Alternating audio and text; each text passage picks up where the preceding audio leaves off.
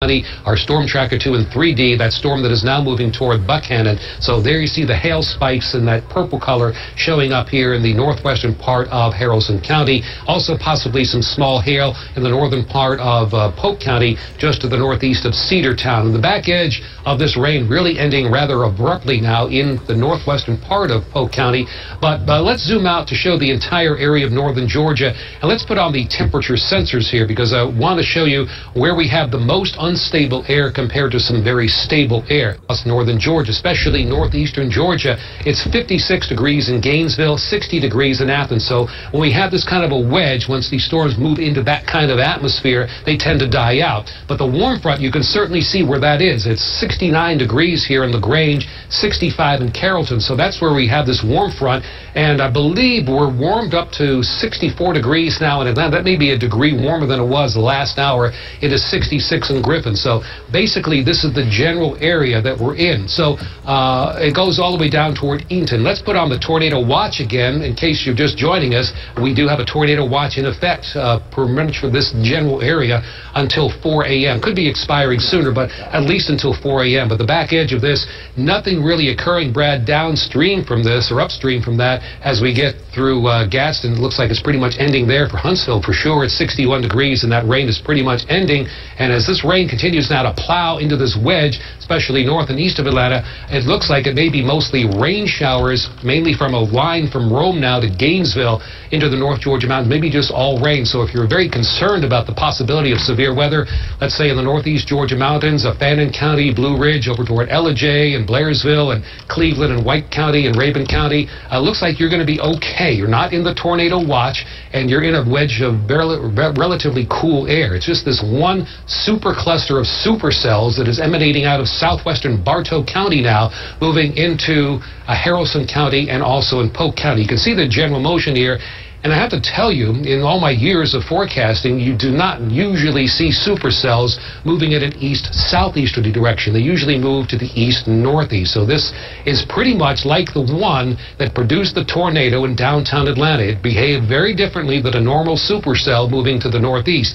This, too, moving toward the east-southeast. That's a very different behavior. So still seeing the rotation here. That's the broad rotation in this particular thunderstorm there. You see that the wind shear is still above 100 miles an hour for the most part, and there's a good deal of rotation in this particular thunderstorm. So Brad is outlining some of the wind speeds with the green colors that are going toward the radar and the red colors that are going away from the radar. So this is now approaching the county line here of Haralson County. So you folks in the western part near Poplar Springs, Tallapoosa, you need to be to your safe place right now, the lowest part away from windows and doors. Can you repeat that 1 second? All right. No, we're good on that. So Piney Woods, you're right in the thick of it right now over toward Fruithurst, and you can still see that rotation moving toward the east, southeast at about 40 to 50 miles an hour. Brad, that was exactly what I wanted to do. So the BTI is down a bit. So it was 4.9, now to 3.0. That's headed in the right direction. It's a scale of 1 to 10. But notice the hail size. 1.5 inches now. That has grown considerably. That's why I wanted to look at that hail area on our Storm Tracker 2 in 3D. So that storm with that kind of hail moving toward, again, Poplar Springs and Buckhannon over toward Tallapoosa. The lightning appears to be diminishing a little bit in this. Brad, you see with our Lightning Tracker 2, with 22 lightning strikes there, and none of them, believe it or not, are positive. So 100% negative strikes right now. Brad, let's head back up to, what do you see up there in the southern part of Floyd County now?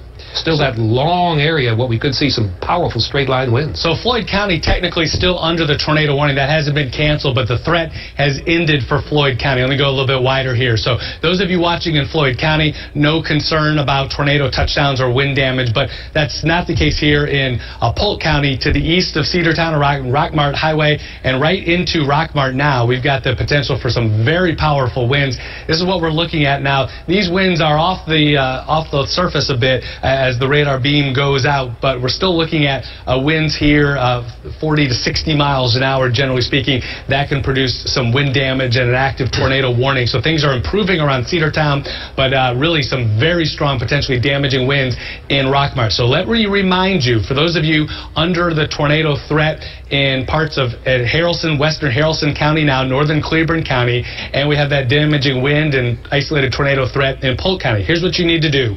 Lowest level of your house, away from windows to an interior room. So a basement, if you have one, is best. Otherwise, the first floor, you get away from windows to stay away from broken glass and flying debris. And then you want to put as many walls between you and the outside of the building as possible. So an interior bathroom, hallway, closet, usually that's your best choice. More broad, strong winds in Polk County, but I'm really very concerned now with this rotation. This is likely a tornado in eastern Cleburne County, crossing into western Haralson County. So heads up.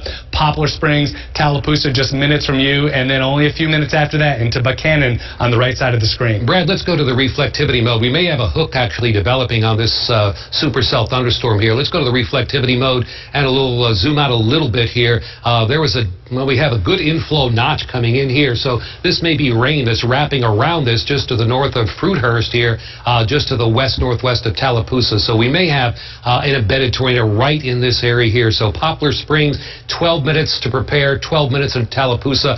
Buchanan, you have 21 minutes. That's not a lot of time. And West Bremen, you have about 24 minutes. This is a hook echo that is developing on this. The hail is in the right place for that to happen. You can certainly see some intensely large hail just near that circulation. So it's right in here where we have that inflow. Let's see if that correlates, Brad, with the velocity mode now between Fruithurst and Tallapoosa. Yeah, that's exactly where it is. It correlates perfectly in that. So we do have a possible tornado that is moving now into the western part of Haralson County. Right there is where the couplet joins. When green meets red, you get under the bed. That's the rule. So here, this is around, I can't see what that is exactly, what road that is, but Piney Woods, just a very short distance from Piney Woods there. That's County Road 49 in Cleburne County. So then we have Poplar Springs in the path, and Tallapoosa, you're going to be very close to this. This is a dangerous storm. This is a supercell thunderstorm. It's not like your typical pulse-type thunderstorm you see on a summer day. These have lasted for more than 200 miles as they moved out of Mississippi into Alabama. So they have lasted a long time, and every step of the way, this thing had a tornado warning on it. So that's what I was telling you tonight at 6 to beware of as we got into that 9 to 10 o'clock hour, moving across the Georgia-Alabama state line. So we have a incredible wind speed going toward the radar now of 96 miles per hour. So a very strong circulation here. Brad, do we have anything on correlation coefficient to show us if there's a debris signature with this? I would venture to say that would be coming shortly. Don't see much of that. But again, you see the lower values, all those lighter colors there. That's the hail that's occurring with the storm. So that is another consideration. We have the very large hail to deal with. We have incredible cloud-to-ground lightning, and we have strong straight-line winds. So West Haralson Elementary School, you're in the path of this storm.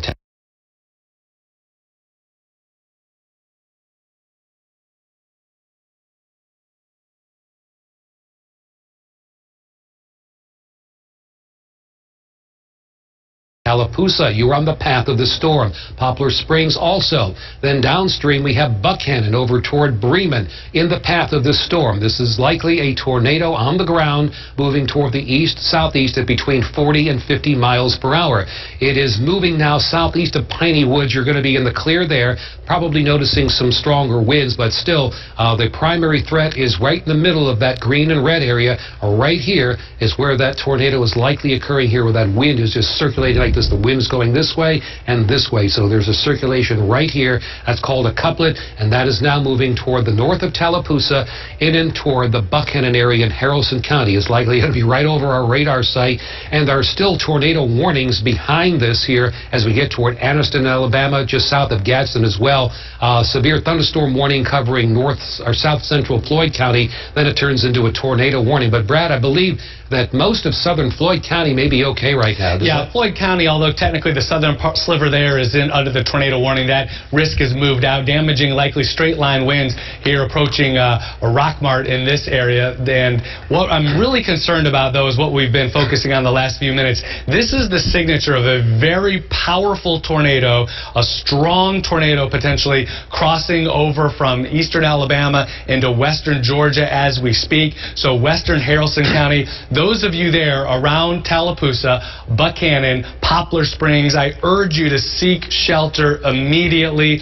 For those of you in the path of this likely tornado, lowest level, away from windows, interior room. This is a very dangerous situation.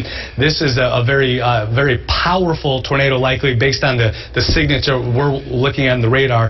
No way to overemphasize how important this is. You're exactly right, Brad. And this is a situation you need to be just away from windows and doors. It's not the wind, it's the debris flying in the wind that can hurt or kill people. We're going to have some damage here. There are going to be some homes that are obliterated by this. This is a very strong storm with the wind shear in there, excess of 100 miles per hour. So Buchanan, you're downstream from this. This is heading your direction. Poplar Springs as well, and just to the north of Tallapoosa. So here we are. We're putting Stedman Road on for you.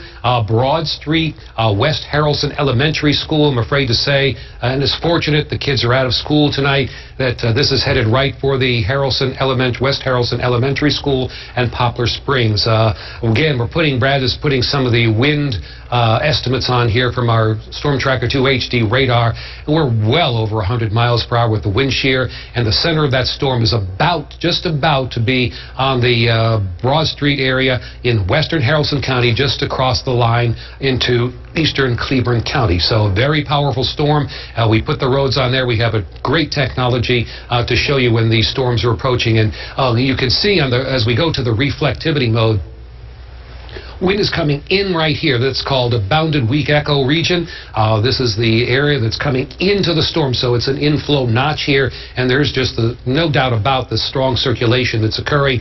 And the adjacent areas of hail that we're seeing as well in that purple are that's classic textbook stuff that we're dealing with. Yeah, this is crossed now into Haralson County. Yeah. This is in Georgia now. All right, so it's in Georgia, just to the north of Tallapoosa.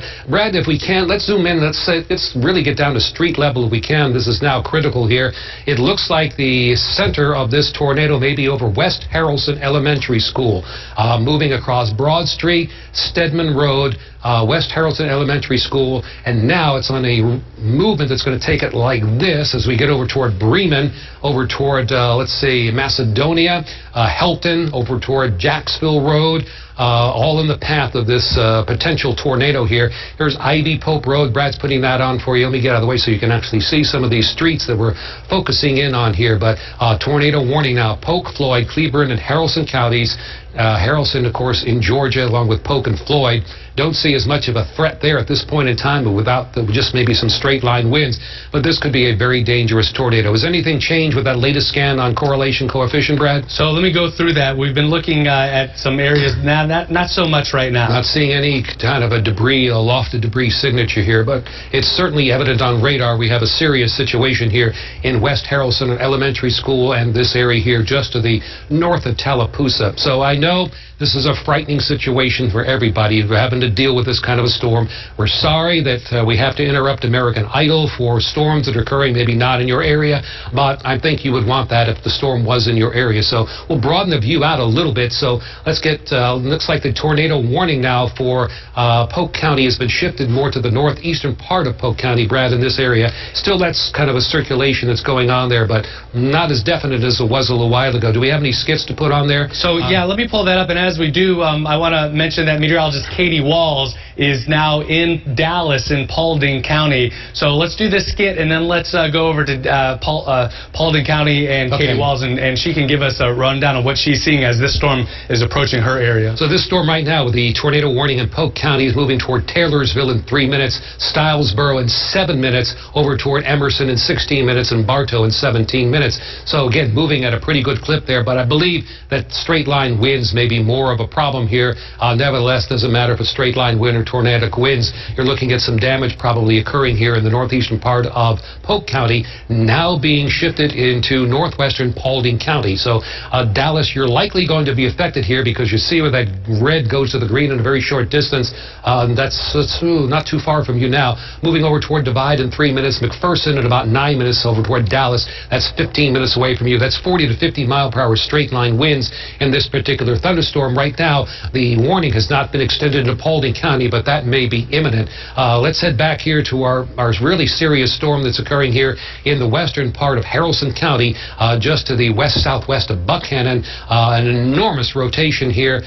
Brad, can we take a look at how large that rotation is in this particular storm here from end to end? It's a supercell thunderstorm, so the whole storm is rotating about 3 miles wide. All right, let's check out the correlation coefficient with that new scan, Brad. I just want to make sure that we don't have any debris flying in the air at this point. Still don't, so that's certainly good news.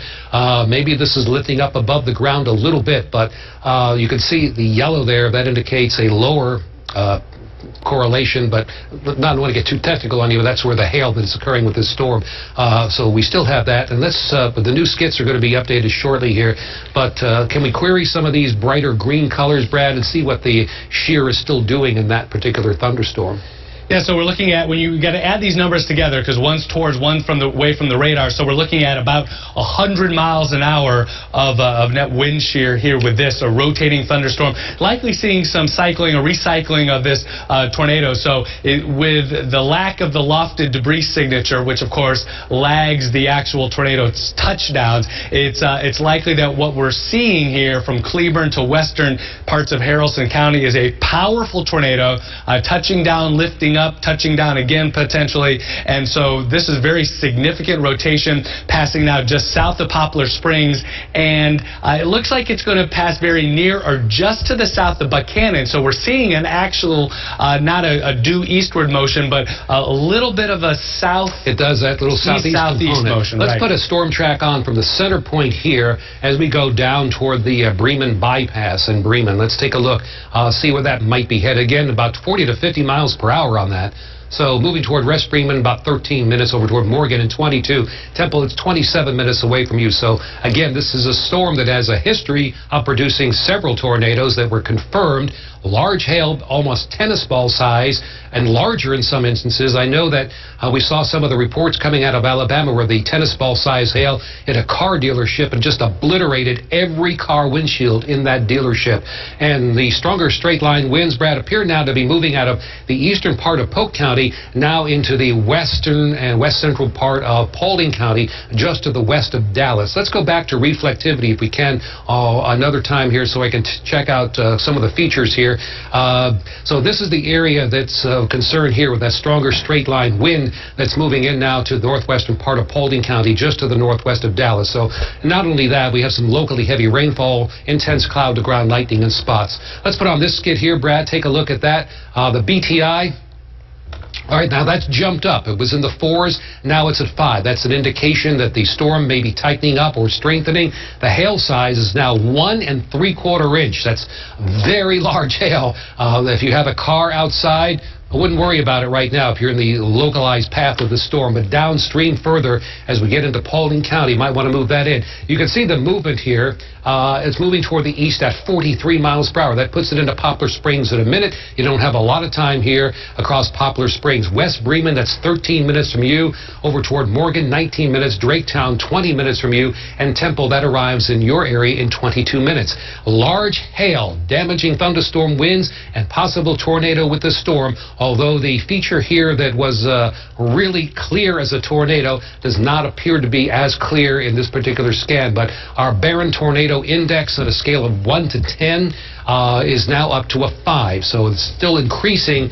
So that indicates the storm may be actually increasing or recycling, but there may be a more likelihood of a tornado in this storm as the BTI continues to grow. And there's our storm tracker 2 in Buckhannon in 8 minutes. West Bremen, 12 minutes from you. Morgan now 18 minutes away. away, Draketown 19 minutes, and in 21 minutes it arrives in Temple. So further downstream from this, we have southern Paulding County, northern Carroll County, and Douglas County. So I know we're all kind of freaking out here as to where that storm is going to go next, but again, if you just prepare yourself, you need to have the safe room of the lowest floor of your house away from windows and doors. You need to have that bicycle helmet. You need to have that motorcycle helmet. You need to keep your shoes on, folks. That window glass could break out. If you need to evacuate your home for some reason, you don't want to be stepping on anything like that. So here is the new storm track for that particular storm as it moves toward West Bremen in 7 minutes, Morgan 14 minutes, and now Billerica, you're in the path of this, so 28 minutes from you, and Temple about 18 minutes. So still that very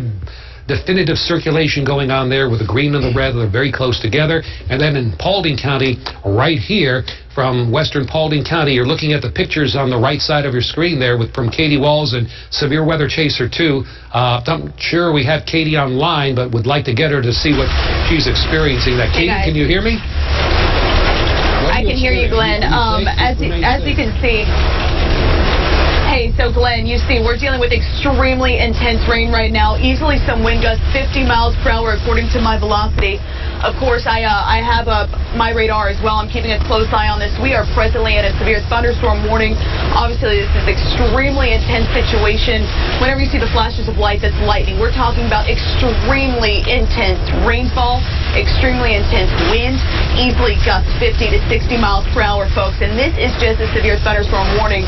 And just toward our west is where we have some of those tornado warned cells. So this is a very serious situation.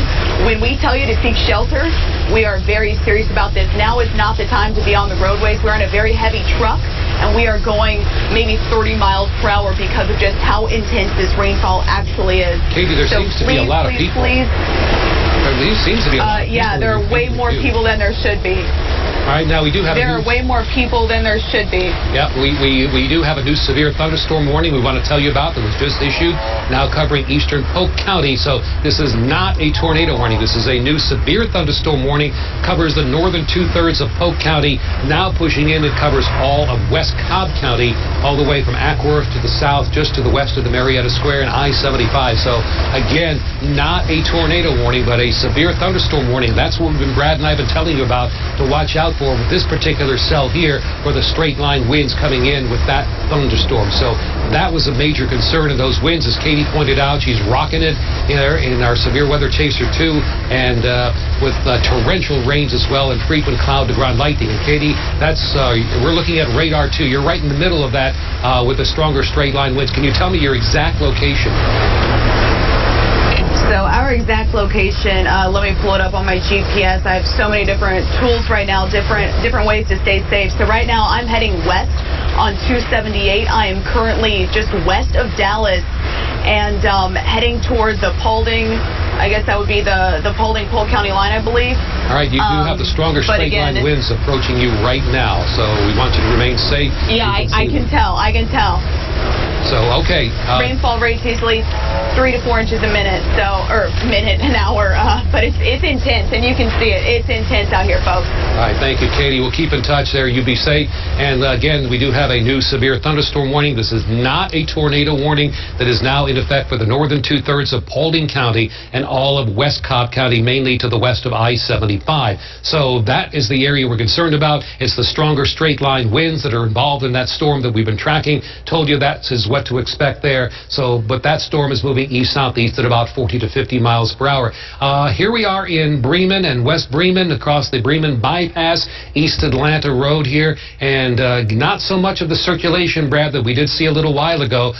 This may be because it be moving into more of that wedge-type cool air that could be shutting the storm down a little bit, reducing its intensity a little bit. I'm not seeing the cloud-to-ground lightning strikes as we did a little while ago, but what do we have over here around Buckhannon? This could be a very tight circulation. I'm not sure if we can zoom in there. Well, let's compare that to the reflectivity, and certainly could be also some large hail possible in that same location, inch and a half in diameter. But it does look like this may be recycling here and trying a tornado trying to reform south of Buchanan, about midway between Buchanan and Bremen. The tornado warning that remains for eastern sections of Polk County will be allowed to expire at 10:30. So in 3 minutes, that threat goes away. The tornado warning, however, continues for Haralson County, and you can see that rotation trying to hold together there between Buchanan and Bremen. Well, you can see it. This is the inflow of the air coming right here, and it's being wrapped around. The rain is wrapping around the circulation,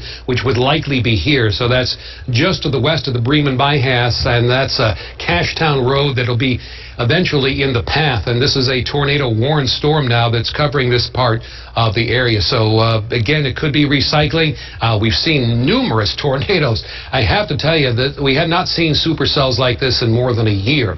And this thing, as we were showing you, meteorologist Brad Ditz and I, at 4, 5, and 6 tonight, was in northeastern Mississippi. It came all the way from northeastern Mississippi, crossed all of northern Alabama, had a tornado warning the entire time, and now moving into northwestern Georgia with continued tornado warnings. But the set of circumstances across northern Georgia, much different than the circumstances that were across Alabama. For example, at the time we saw the tornadoes, the temperatures in Birmingham up toward Huntsville were the low to the mid-70s. Now, if we can, let's put the temperatures on, Brad. Take a look at some of the temperatures that these storms are encountering now. So we're going from 70s into the mid-60s here. So that's weakening the storm a little bit, and we're now still in the 50s in Gainesville and Athens, and just rain and maybe lighter rain showers on up toward Blairsville. But the temperature in Atlanta actually warmed 1 degree over the last hour.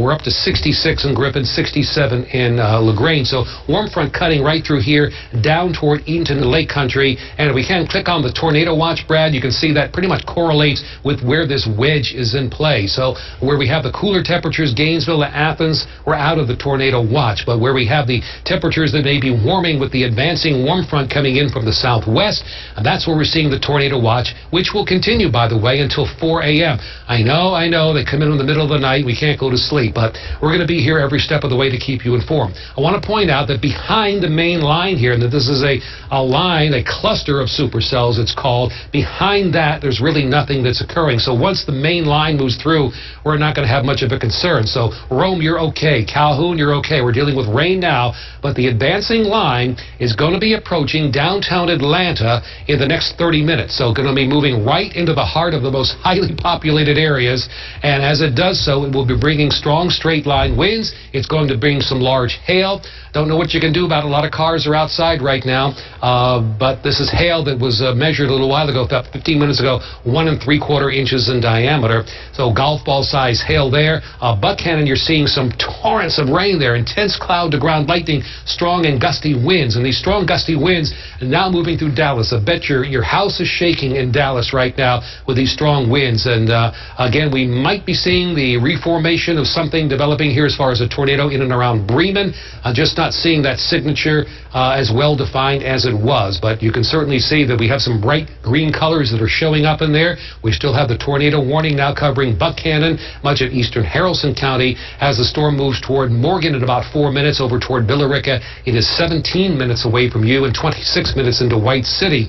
So for these areas that downstream from this, we're going to see some cooler temperatures. So we have 63 in Douglasville. Remember, these storms are going from an environment where temperatures are in the low to the mid-70s and 10 to 15 degrees cooler. So we're seeing a great impact from the cooler air on these thunderstorms, dampening out a little bit. But the storm track on this one has it in Morgan in 3 minutes, Temple 7 minutes, 16 minutes now to Billerica, 24 minutes into Winston, and White City 26 minutes for you. So let's broaden the view out. I want people in Atlanta, Cobb County, Douglas County, through much of Fulton County, into southern Cherokee County to see what is moving in our direction. So it's a cluster of supercell thunderstorms that have gotten together. You see some intense cloud to ground lightning. I just want to put on the lightning tracker 2 here for a minute to show you this view and what kind of lightning it's producing in the last 5 minutes. Check it out. 142 lightning strikes in a 5-minute time period, and now the positive strikes are once again up close to 13. This will be on 13%. Those are the ones that are mostly responsible for your attic fires and your fires inside your home, your electrical fires. Be weather aware. If a big boom occurs outside your house, maybe get outside a little bit and inspect the attic, go up in the attic after that storm moves on through. You don't want to be up there, of course, with all this dangerous cloud-to-ground lightning. Now, in and around Douglasville, let's go into from Douglasville over toward the northern part of Carroll County. You can see a gradient of where it goes from green to red in a very short distance. That really shows us around Mount Zion, Bremen, Temple, Villa Rica. You have some powerful straight-line winds that are moving in your area now. So these are the winds that are 40, 50, maybe up to 60 miles per hour. We will expect, I'm sure, in the next few minutes, possible warnings to be moved a little bit toward the east. But you look at the straight line wind here around Bremen, 60 miles an hour. Severe thunderstorm for sure. 58-mile-per-hour winds qualifies that as a severe thunderstorm. So around Bremen bypass, 60 mile per hour. That's sustained winds. That's without any gust at all. That's sustained now. So that is going to be moving toward Temple, Rockmart Road, Villa Rica, over toward the eastern part of Carroll County, eventually now into Douglas County, Cobb County, now under a severe thunderstorm warning from West Cobb, just to the west of I-75 around the Marietta Square in the 120 Loop area, down south just to the Douglas County line, and then western Douglas County in a severe thunderstorm warning, as is northern Carroll County. So the good news is, from what we've seen now, Brad, the rain and the thunder and all that moving into this cooler wedge of air, which seems to be a little bit reducing the tornado threat a little. Still, the severe thunderstorms are going on with torrential rain, powerful straight-line winds, but the tornado risk appears to be reducing a little bit. We don't have any active tornado warnings as we speak, do we? I can't see farther downstream. Well, we do still have the tornado warning for eastern Haralson County until 10:45, so another 11 minutes or so for that. And also just got a report from the emergency manager, Draketown, that's in Haralson County, reporting 1-inch diameter hail near the intersection of Highway 113 and Highway 120. Again, that's Haralson County. The most dangerous part of the storm crossing into Carroll County near Temple and eventually towards Villa Rica here in the next few minutes. So we still have the potential for damaging straight-line wind gusts with this new severe thunderstorm warning, large hail, and that tornado warning is in effect for another 10 minutes now. Brad, let's take a look. Go to our Storm Tracker 2 in 3D. Check out some of the hail that's occurring where we did get those reports. And, of course, you can see numerous cloud-to-ground lightning strikes in and around that hail. That's usually the pattern with hail. You get all that static electricity building up with the hail bumping into supercooled water droplets and raindrops and ice particles, and you get all that air that's rising so rapidly in the atmosphere producing the hail. So we're looking at our Storm Tracker 2 in 3D. It's like looking at a doctor's MRI, peering inside the storm, and the hail appears to be diminishing a little bit. That's very small hail. Doesn't look like it's too impressive there as we get into this area around Buchanan and Haralson County. Could possibly be some more hail up here in the northern part of Paulding County, Brad. Let's take a look at some of that just to the west of Ackworth now, around Allatoona Lake and those areas. Still some cloud-to-ground lightning moving on up toward that area as well. So possibly some small hail occurring here as well, but nothing like what we saw as it approached the Georgia-Alabama state line. Still, this is our main concern here. So you see the severe thunderstorm warning outlined in that yellow polygon. So air is moving rapidly eastward, so we're seeing inbound wind gusts well over 40, 50 miles per hour that now will be approaching Cobb County, the western suburbs of Cobb County, from Ackworth to Kennesaw to Marietta to Smyrna, maybe down toward Mableton as well. But the nose of that is right here, and you can see this is that bow feature that I'm looking at inside the storm. That is now approaching West Cobb County. So moving into Red Rock in about a minute. So Lost Mountain is 3 minutes away from you. Macklin, that Macklin Road area, 6 minutes from you over toward Elizabeth, and 15 minutes in Marietta, right at the square there in downtown Marietta, about 15 minutes as well. So what you're going to expect here, fortunately not tornadoes, but there's always that threat since we're in a watch. It looks like you're going to see severe thunderstorm winds that could be on the order of 58, 60 miles per hour as it approaches now West Cobb. And the other thing we're going to see is intense flooding rainfall. Of course, you just saw meteorologist Katie Walls in Severe Weather Chaser 2 estimating 2 to 3 inch rainfall amounts per hour in some of the heavier downpours here. But there's really nothing behind it. So if you live in Polk County, we're all clear now. Northern Haralson County, we're all clear. Extreme northwestern Paulding County, clear.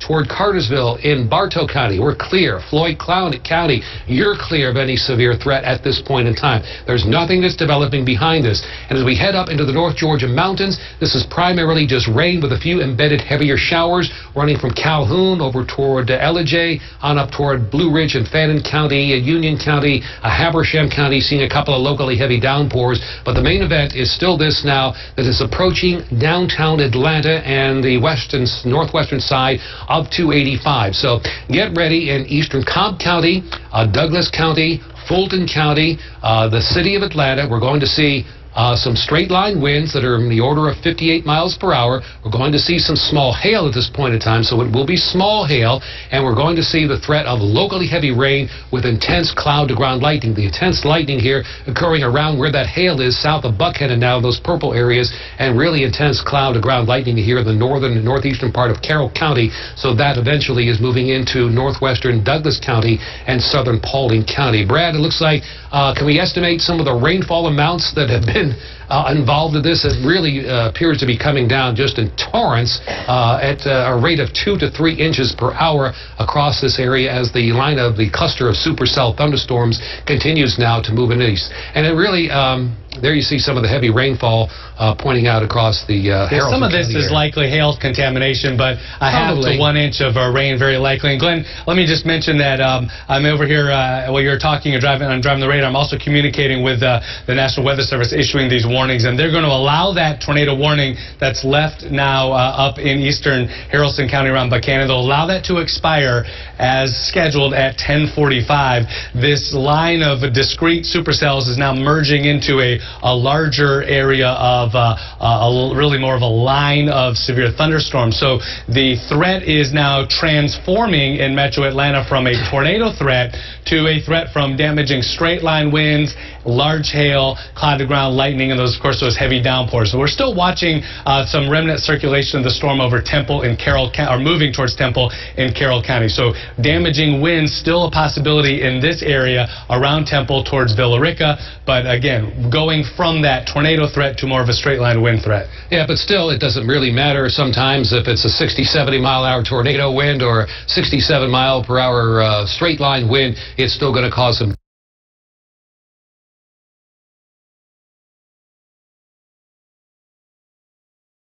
damage, and so is this hail embedded in the storm with the frequent cloud to ground lightning. But certainly, as you pointed out, some much better news for us in the city of Atlanta and points to the south and east with this cluster now becoming more uniform as a line of showers and thunderstorms rather than the single supercells that were occurring back in Alabama and Mississippi.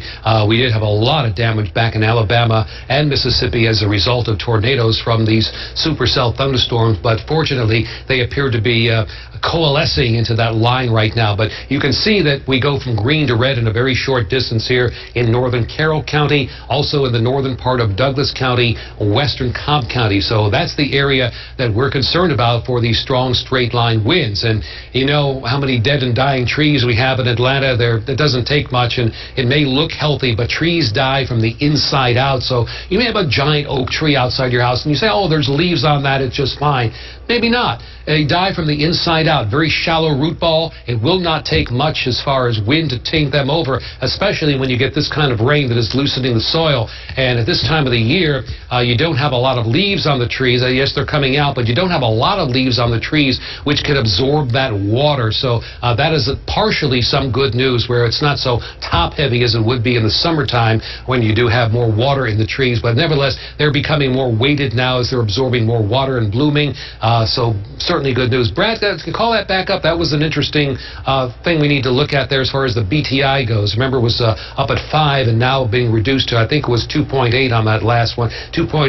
The hail size has diminished greatly from 1.5 inches now to 3/4 of an inch. But the heavy rain, the frequent cloud to ground lightning, and the gusty winds continue now to march into Ackworth, into Kennesaw, into Marietta. They're in Dallas now moving through, and then we have the hail, southwestern Paulding County, north of Temple here in Carroll Carroll County, and numerous cloud-to-ground lightning strikes in and around Bremen down toward Mount Zion. So we're putting a storm track on there, Brad. It looks like Abilene, 2 minutes from you. Ithaca in 7 minutes. Sand Hill, 10 minutes. White City, 13 minutes. So this is a area where we should be concerned with straight line winds, and we'll go back and you can see the column, the line here now approaching the heart of Atlanta and northwestern Georgia. You're in the clear. Polk County clear. Bartow clear. Cherokee clear. Forsyth, Gainesville, no problems. On up to the north, we're in that wedge of cool air, keeping the atmosphere extremely stable.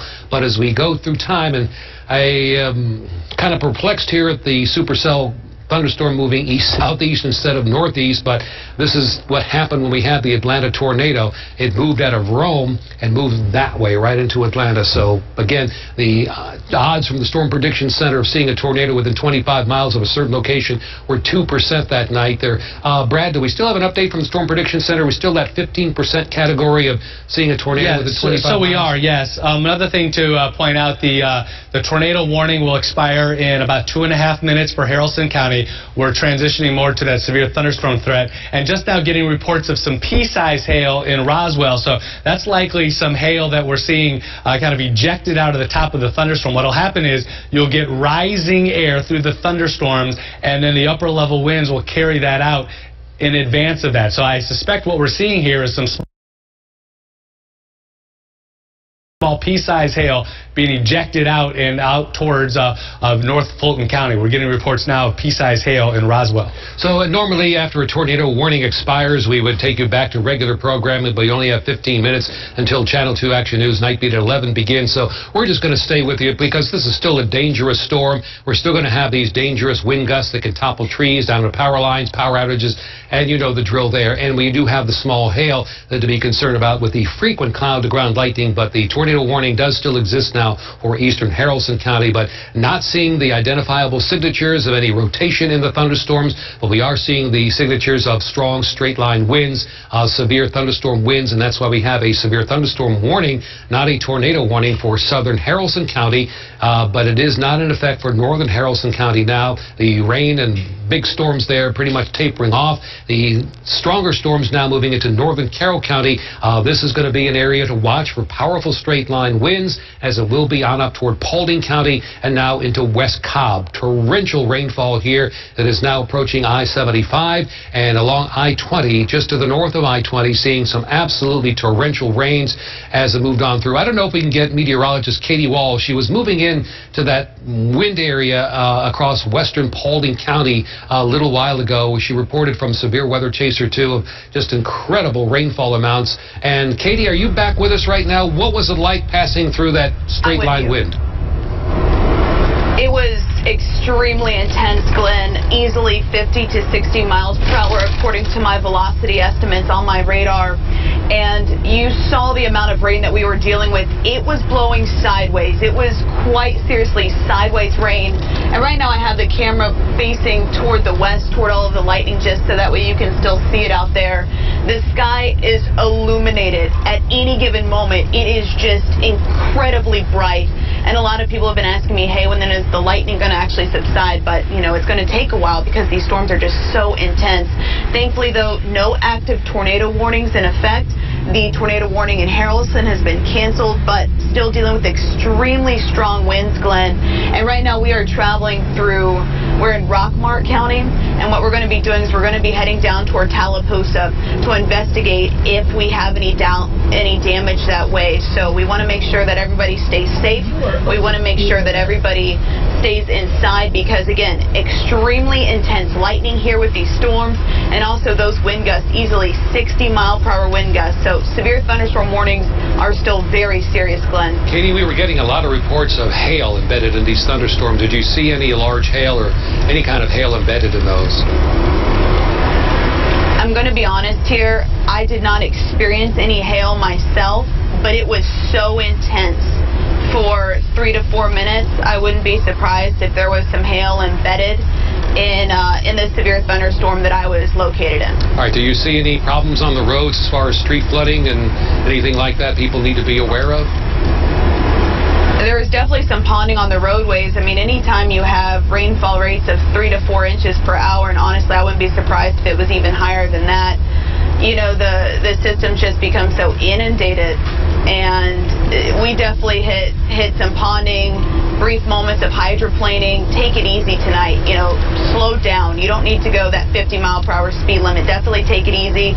Also, it takes your brakes a little longer to respond. So that's my advice tonight, especially here in the West Metro as these storms push into the heart of the metro right now. All right, thank you. Meteorologist Katie Walls heading down toward Rockmart now. So again, she's in severe weather chaser too, and certainly did encounter some locally heavy rainfall and some powerful straight line winds as a result of these storms. So we're not seeing the tornado warnings now, but we do have active severe thunderstorm warnings. They are covering western Cobb County, eastern Paulding County, down through Douglas County now, and parts of Carroll County. So the heart of this system is approaching the most populated areas of Atlanta right now. So meteorologist Brad Ditson, our severe weather team too, is putting us in a area for Floyd County in about a minute to see that locally heavy rainfall. Marietta, that area expected to see the rain and the intense cloud to ground lightning in about 4 minutes. Smyrna, 6 minutes. Over toward Oakdale in 9 minutes, and into Mount Wilkinson, 10 minutes. So locally heavy rainfall, some pea-sized hail, intense cloud to ground lightning,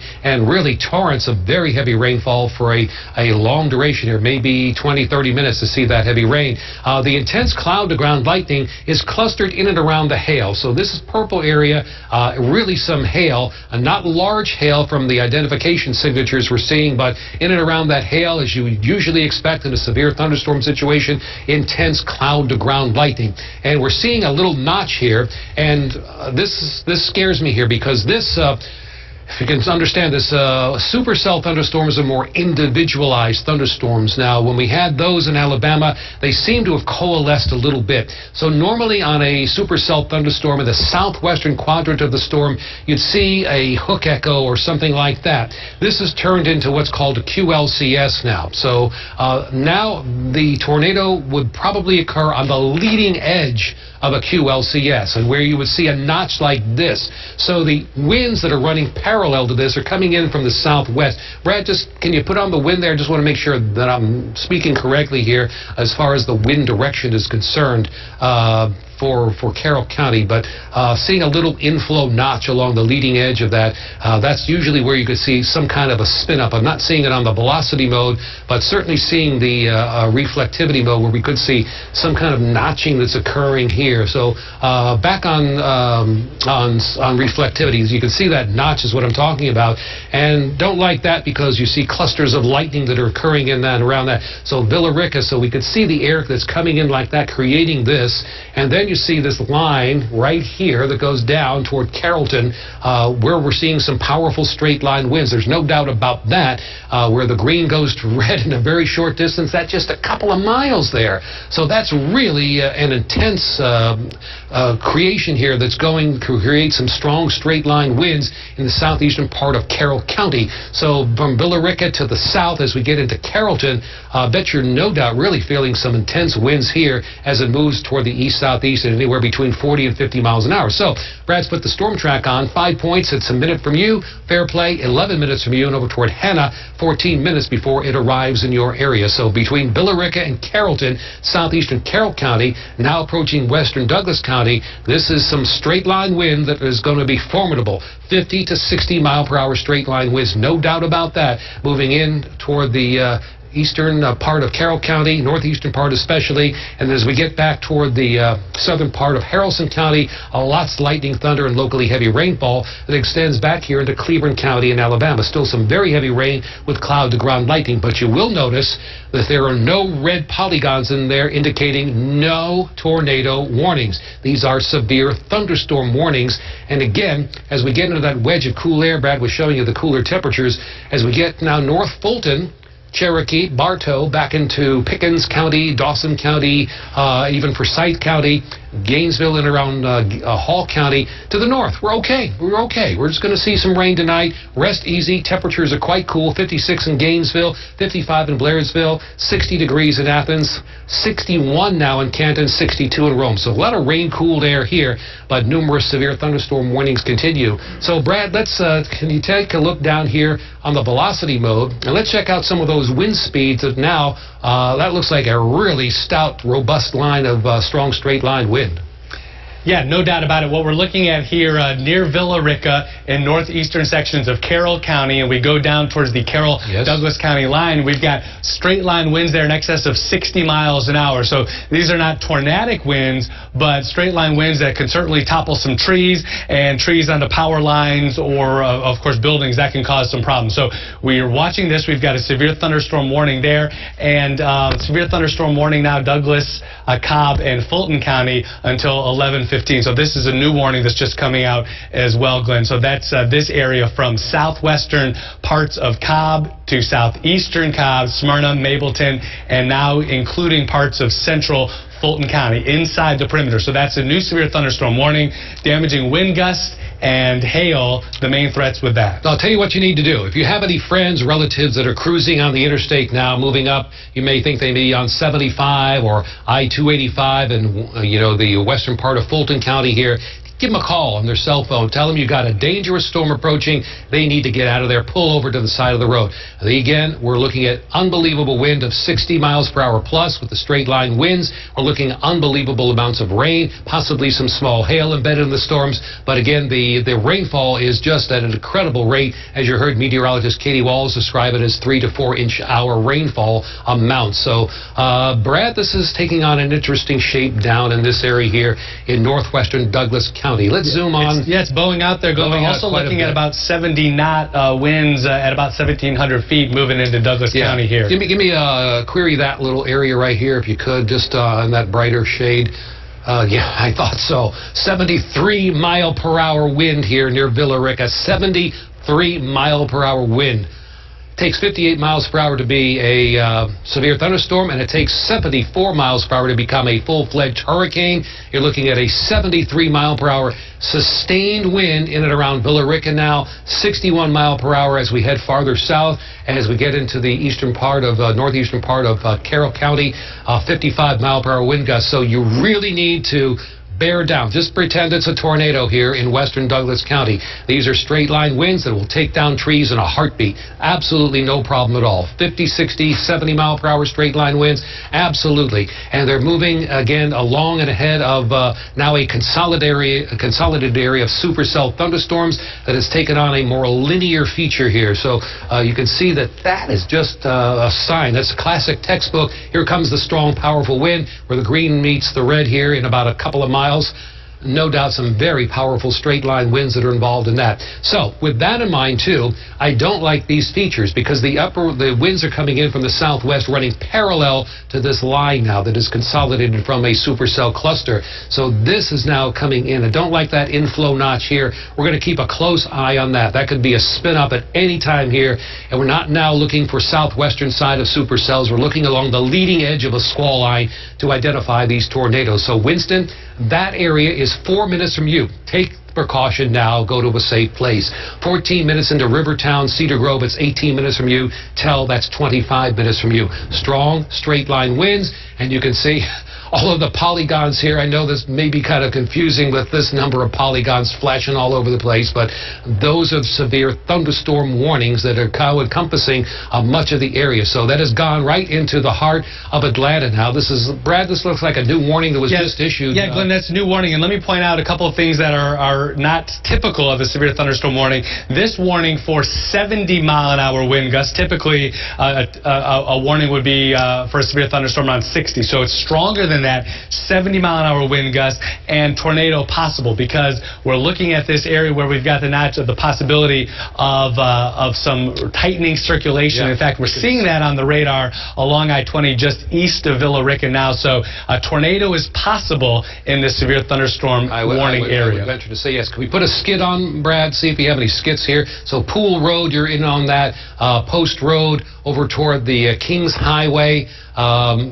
Hail size in this, you can see some of that around Man Road where that cluster of lightning is, moving east-southeast now at 36 miles per hour, and the hail size has grown to 1 3/4 inches. So Winston, 5 minutes from you, White City in 7 minutes, Chapel Hill, 17 minutes from you, and 22 minutes into Campbellton. Pool Road, the inflow is definitely here. This is a classic textbook case here where you see the upper level winds now along a line of supercell thunderstorms that has coalesced into one gigantic cluster. Taking on a classic feature here, a powerful straight line winds. And when we say we give you earlier warnings, we gave you that 75-mile-per-hour wind gust or 73-mile-per-hour sustained wind a little while ago. Then the National Weather Service issued a warning for that same wind. So when we say earlier warnings, we mean that for you, for sure. And those warnings can save lives when they're minutes early. So the BTI, that's the Barron Tornado Index 3 on a scale of 1 to 10. That's low. That's okay. The width of the circulation, 7 miles. That's enormous. You don't get that unless it consolidates into less than a mile, really. The shear, that's off the chart. 115-mile-per-hour wind shear with this thunderstorm. That is enormous, and that's why you have to watch this for the possibility of a quick spin-up tornadoes. These are very, very difficult to identify if you don't know what you're doing, and fortunately we do here. So around Pool Road, we see the inflow notch. There's another little notch down here to the south as well. This is what you see when you get these lines of thunderstorms and the winds that are running parallel to that. So again, if you're involved in any of these roads, Pool Road, Post Road, over toward the Bill Arp Elementary School, the Douglasville Nursing and Rehab area, the Arbor Station Elementary School, you're now in the path of what could be a circulation here. Brad, does it still look like that on the velocity mode where we see more of a straight line wind, or are we starting to see some kind of that's becoming really very impressive here. This may be something that's developing here. All right, this is something to worry about. This is definitely something to worry about. So let's get started here. We don't want to overemphasize anything here, but we could have something developing here momentarily around Arbor Station Elementary School, Douglasville Nursing and Rehab, Bill Arp Elementary School, Mason Creek Elementary.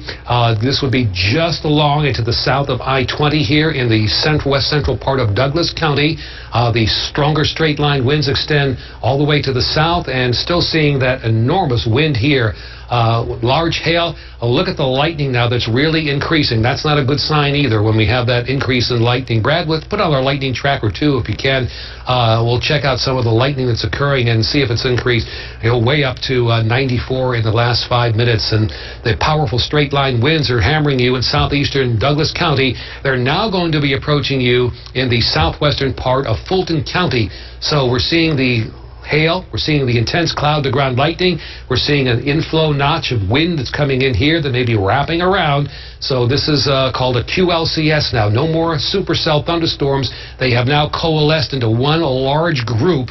Brad, head back down here, right to the south of that. You just saw in that correlation coefficient a little bit of something that was occurring there, some low values that were occurring within that particular group. So that's across south. Yeah, we have this other area here, very low correlation. So another notch, that's that second notch I was just telling you about occurring around Bill Arp Elementary. Something will happen. So we have two notches here, one here and one here. So this is the air that's coming in here, kind of wrapping and rotating like that. So we may go from a severe thunderstorm warning momentarily, but we do have some very powerful straight line winds that are occurring here in the southeastern part of Douglas County, all across that area where we do have the severe thunderstorm warnings. So again, we're coming up to Channel 2 Action News at 11 right now. So you're watching live Severe Weather Team 2 coverage of our storm threats here in northern Georgia and metro Atlanta. And our coverage will continue right now with the Channel 2 Action News Night Beat beginning at 11. Live, local, breaking. This is the Channel 2 Action News Night Beat. Coverage you can count on. And a fast-moving storm system is bringing tornado watches and warnings across North Georgia this evening. And good evening, everyone. I'm Jovita Moore. I'm Justin Farmer. Let's take you straight back to Chief Meteorologist Glenn Burns, tracking a new warning. As we thought, the tornado warning was just issued now for Douglas County, and the southwestern part of Fulton County does include Fairburn. I told you something might be happening here with these things developing across the area, these notches along the leading edge of what is now a squall line. If you're just joining us, this was a supercell cluster of thunderstorms that has now become a line of thunderstorms, and it's approaching the the most highly populated areas of Atlanta. And you can see the notch right here as the air continues to move in. So this is around Bill Arp Elementary School, around Mason Creek Elementary School, now passing through Pool Road. Really some powerful winds there. So Chapel Hill, you're right in the path of this now. New Manchester Elementary School may be in the path as well. It is moving in this direction, so right over the Douglasville Nursing and Rehab Center now, Arbor Station Elementary School, and Chapel Hill. We identified this signature a little while ago, that what may be a possible rotation that's occurring in the storm. Brad, let's zoom out a little bit, and maybe we can get a skid on that to take a look at some of the parameters that are now growing in this storm here. Let's try this one right here. Let's see what's going on in that particular one. All right, shear is now up over 103 miles per hour. The width of the storm is still 9 miles, so that's very, very large. It's not being consolidated. Look at the hail size now. We're up to 2¼ inches of hail. That big hailstones, that will do some serious damage to roofs and cars and anything that's outside that is susceptible to that. So it is moving toward the east-southeast now at 38 miles per hour. Chapel Hill, you're 4 minutes away, 9 minutes into Campbellton. As we go toward Fairburn, that's 18 minutes from you, and Stonewall, 21 minutes. So this could be a possible tornado, and you're joining us now on Channel 2 Action News. We have a new tornado warning. It covers now the east and central parts of Douglas County and now southwestern Fulton County. So let's go down and take a look again. We were identifying this as a little notch, where the air was flowing in. So that's around King Highway, it looks like. That notch still here. And then as we extend south from that notch into southwestern Fulton County, where the green and the red are very close together, that indicates some strong straight line winds. So we have a possible tornado that could be coming from this, as there is a good broad rotation, but it's still 9 miles. It needs to be way smaller than that. And then the straight line winds in excess of 70 miles per hour, now moving towards southwestern Fulton County. This is a dangerous storm. You need to be weather aware. Take your precautions now as if we had a tornado on the ground. We may actually, so go to the lowest part of your house, away from windows and doors, bicycle helmets, football helmets, anything you can. Keep your shoes on. Windows could break, glass could be flying, and again, watching for the potential for some damage to be occurring with the straight line winds alone. So there you see just a classic, maybe right here developing here over Bill Arp Elementary School, Douglas Nursing and Rehab Center. Right here is where we have that circulation. The green is the area. The colors are showing on the velocity mode of radar, where the wind is going toward the radar. The red is where the wind is going away from the radar. And my rule of thumb always, when green meets red, you get under the bed. So that's a sign where we have rotation that's very close together. But I still think it looks to be very far apart at this point in time. Nevertheless, the strong straight line winds extend south of that area. Brad, let's take a look at some of the modes on there. We'll query some of the wind speeds that are involved around that Bill Arp Elementary School and southeast of Mason Creek Elementary School. So, again, not too bad at that point in time, but still some notches that are showing up. So there you go, 62, 57 miles per hour. We did just about 15 minutes ago measure a wind speed in that cluster of storms that was 73 miles per hour. No doubt causing some damage there. But what has happened is we had a cluster of supercells that was in northeast Alabama around 6 o'clock this evening. It moved across northern Alabama, some 160 plus miles, was tornado warned every step of the way. Now, once it got into west and northwestern Georgia, the supercells consolidated into a supercluster and then formed into this line. So now we have a linear line that's occurring here from North Atlanta, the northern part of Fulton County, back now into Carroll County. Now, I know you want to go to bed, right? Okay, so if you live in northern Haralson County, Paulding County, North Cobb, up into Cherokee County, Forsyth Point to the north, you're good. Go to bed. You're all good. We do have some pictures coming in from in Atlanta right now of the approaching thunderstorm that should be generating some intense cloud to ground lightning. That's right near, of course, Mercedes-Benz Stadium, and you can see some of the lightning flashes. There you go, that are occurring with this. So numerous cloud to ground lightning strikes, strong and powerful straight line winds, a tornado warning now in effect that will continue on through Douglas County into southwestern Fulton County. That's the red polygon right right here that you see covering Douglas County. And embedded in that, Brad, let's zoom down. I'm really seeing this thing wind up here and becoming a little bit more consolidated. So let's hold it at this point right here. So here's the inflow notch, so the air's coming in. The winds are running parallel from the southwest to the approaching line. So you're getting a cut right here, and the air's circulating right in this area. Now the hail right adjacent to that, so large hail. If we can, I know meteorologist Brian Monahan has just joined us in Severe Weather Center too, and if we can there, it's exactly what I wanted to see. You guys read minds over there. So this is Douglasville. So there's the thunderstorm. Embedded in that is the hail. So we're seeing that to really become a problem here.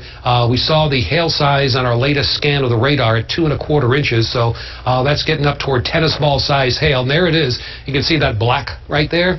That's the intense hail that's occurring with this thunderstorm. Do we have that, Brian, on Storm Tracker 2 and 3D? Maybe. Yeah, that's what we were just looking at. That was it? Okay, but the inflow notch is still occurring here, and then south of that inflow notch, we're still seeing some strong straight-line winds that are now moving into Palmetto and approaching Fairburn right along I-85. So we're showing some of the hail. Brad, take us through, look at that. Look at the hail size growing up to 2 inches.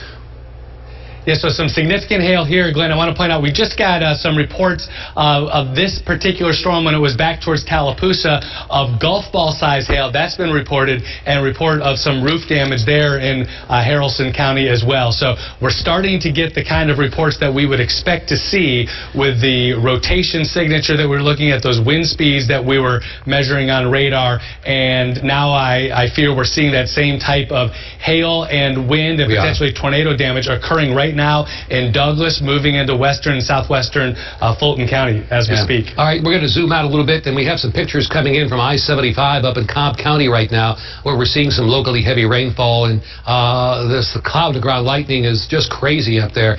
Really, just one after the other, just numerous cloud-to-ground lightning strikes. And I want to point out that a lot of these are turning positive, so they are mostly responsible for attic fires and roof fires. And you're really, after the storm moves through, I want to inspect your attic if you suspect you had a huge lightning bolt outside your house. They tend to spark a fire that could smolder up in the attic and really cause you some problems there. So you might want to check it out if you suspect you had a big bolt fire up outside your house. And might want to just check that out. But it looks like northern Cobb County, you're okay now, just with rain from the 120 loop eastward into north central Fulton County. But some of that, some of that tornado watch has been canceled behind that line as you were describing. Yeah, great news there. So for again, northern Haralson County, Paulding, North Cobb, North Fulton, Forsyth, Gainesville, and Hall County, Banks County, no problems at all. Don't see much in the way of anything happening here in northern Gwinnett. Points to the north, it is rain. You have a little lightning and thunder going on up here. Nothing severe to be concerned of, and there's really nothing behind this line. It looks like it's going to end way earlier than we originally thought, but nevertheless, here's the inflow notch that's occurring where you see that rotation. The air's belting in this way and then just wrapping around like that. So again, very powerful winds that are straight line winds that are emanating south of that inflow.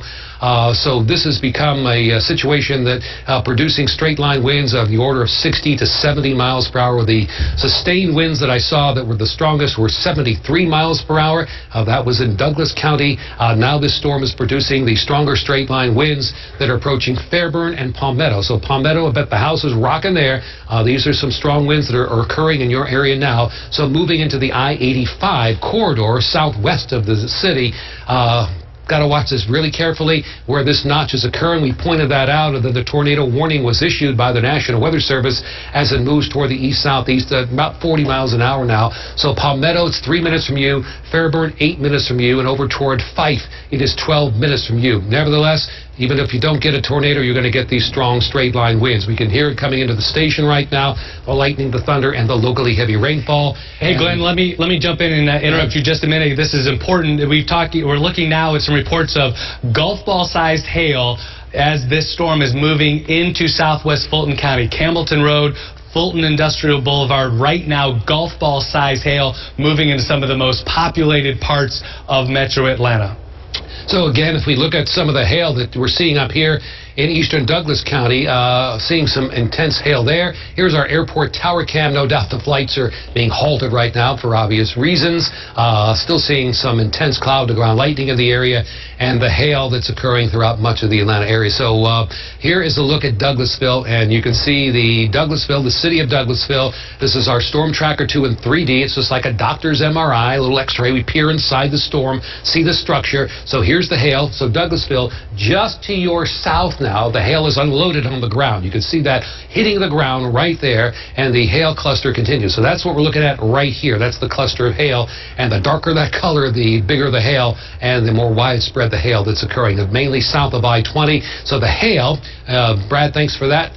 Moving toward Tell in 5 minutes. College Park, that hail is 21 minutes away from you. If you have a nice car, you want to move it someplace that's out of that. Over toward Hartsfield, Jackson, that's into your area in 24 minutes, and Hapeville in 25 minutes. Still watching the potential for a tornado to develop here. That's why we're in a warning for the eastern part of Douglas County and adjacent areas of Fulton County. This is that notch we're watching where we've seen a cluster of thunderstorms become more linear in a line rather than individual supercells. But you can certainly see that Fairburn, you're in store for those strong straight line winds, green to red in a very short distance, indicating the stronger straight line winds. Let's head up back here into around Sandy Springs over toward Roswell. Mainly just heavy rain, no severe thunderstorm warning. That warning still covers Smyrna, just barely into Marietta. Mableton covers that area, and then over toward the central part of Fulton County.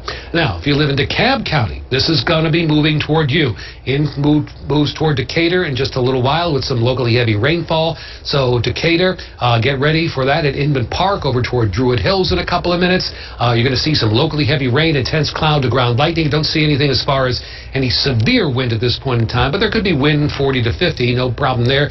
Kirkwood around 3 minutes to you, and over toward South Kirkwood. Now looking at Mercedes-Benz Stadium again, and you can see the intense rainfall. If you look at the rain, watch it. It's moving almost sideways at times in some of those stronger winds. So they're looking at near Mercedes-Benz Stadium. It's coming down in torrents, and it just really coming down a lot in sheets here in the downtown Atlanta area. And still watching the notch feature that's you can see very evident there just to the northwest of Fairburn. So that's the inflow notch along the leading squall line, and nothing I like there. So the winds again are coming from the southwest and kind of curling in here. That's that circulation that we're watching. The hail is right near that, so you look that up in a textbook, and that's classic there. But the tornado warning, Brad, how long does the tornado warning? That goes until 11:30. Glenn just got a report also in Smyrna in Cobb County, a measured wind gust of 61 miles an hour, and also getting reports of some flooded roads on I-75 northbound in Delk County, or near Delk in Cobb County, and pea-sized hail now being reported in Edgewood in Atlanta. So these very significant impacts are moving through some of the most populated areas, and now getting word from the National Weather Service that a tornado likely on the ground just southeast of Campbellton. This is in the tornado warning area that we've been talking about. So this possible tornado on the ground just southeast of Campbellton now, and we're going to come in closer and try to track this and get the specific location. Do we have any TDS on the radar now? Can we check that on the BODE? See if we have any correlation to that on the correlation coefficient. Not seeing it, but it's very evident right in this area here. So probably in around that cluster where the lightning is so intense that's moving through the southwestern part of Fulton County now. So over near Eveline West Elementary School, Bear Creek Middle School, Rico Road, over toward Palmetto, Roosevelt Highway, these areas of concern here. So the National Weather Service does say we do have a tornado on the ground near Campbellton, moving toward the east-southeast, I believe. These storms have been moving that direction, east-southeast, at about 40 to 50 miles per hour, but I'm not really identifying a feature there that I can really see as a circulation on that. Not seeing that at all, Brad. Maybe around this area here. So this may be it right here. These couplets that are joining here just to the west of 285, north of Fairburn, around Renaissance Middle School, Campbellton Tell. So this may there we be go. the This is it right here. Possible and perhaps likely tornado on the ground here in Fulton County between Campbellton Tell, just north of Fairburn, near Renaissance Middle School. Tornado likely on the ground in this area. All right, Brad, let's head down. Let's do some roads here. Let's take a look at some of the roads that are a little bit closer here so we can get people to safety. So looks like South Fulton Parkway, right on top of it. Jones Road, you're right on there. Down from there, it's Coweta Road over toward Roosevelt Highway. You need to take cover immediately. This is now showing up as a tornado signature, the green and the red, and we identified this feature about 30 minutes ago, so we were watching that very carefully, and we could say at any time that it was going to form into a tornado. Indeed it has. So National Weather Service is now confirming. So here we now lost the debris. Yeah. Here's debris in the air over toward Jones Road. So you have debris. We've had some damage. We've had some damage now. We just hope people are okay, but we've had damage. So this is the tornado here. We have some more lower correlation down there just to the southeast of Renaissance Middle School as well. Looks like a damaged path almost, Brad, right there just to the south of Tell. Yeah, let me wind that back in time a little bit, and we can take a look at that. So let me get the telestrator off here just so it's a little more clear. So here's what we're looking at south of Campbellton, where you see the yellow and green, and then spreading to the east now between Tell and Renaissance Middle School. And as we look at the latest, it looks likely that there's been some tornado touchdowns in that area. It may have been coming up and skipping back down, but there's been damage. The structures have been hurt. I'm afraid for people here. Hate that when that happens. Okay, so we'll continue to monitor that. I'm sure we're going to have reporters heading out there any minute. So it's around the Renaissance Middle School, around Tell, and it's still going on. It's still ongoing here. So we need to take cover here around Old Fairburn Road, around the South Fulton Parkway, over toward Roosevelt Highway, over toward the perimeter, southwestern side of 285. We may have even more damage, Brad. It looks like around I-85 here. So this is a terrible situation. The storm is tracking now toward the east-southeast, toward Tell, toward Union City, toward Red Oak, Hartsville, Jackson. You need to hunker down there at the airport. Go to the safe place. There's got people going to the airport right now. Give them a call on their cell phones. Tell them you got a tornado that's headed their way. Call as many people as you can alert that you think might be in the path of the storm. Please alert them. We want everybody to be aware that you have a tornado on the ground that's heading in that direction. So, again, heading for the airport, heading for Forest Park, Riverdale, and Morrow. So this is a tornado right here, just to the south of Tell, right near the Renaissance Middle School and southeast of Campbellton. National Weather Service is now confirming it is on the ground and producing lofted debris. So it has hit structures and has damaged structures and has tossed that debris into the air, and our radar is detecting that debris. You can certainly see it right here. And again, that was that notch. We have been following and telling you to watch.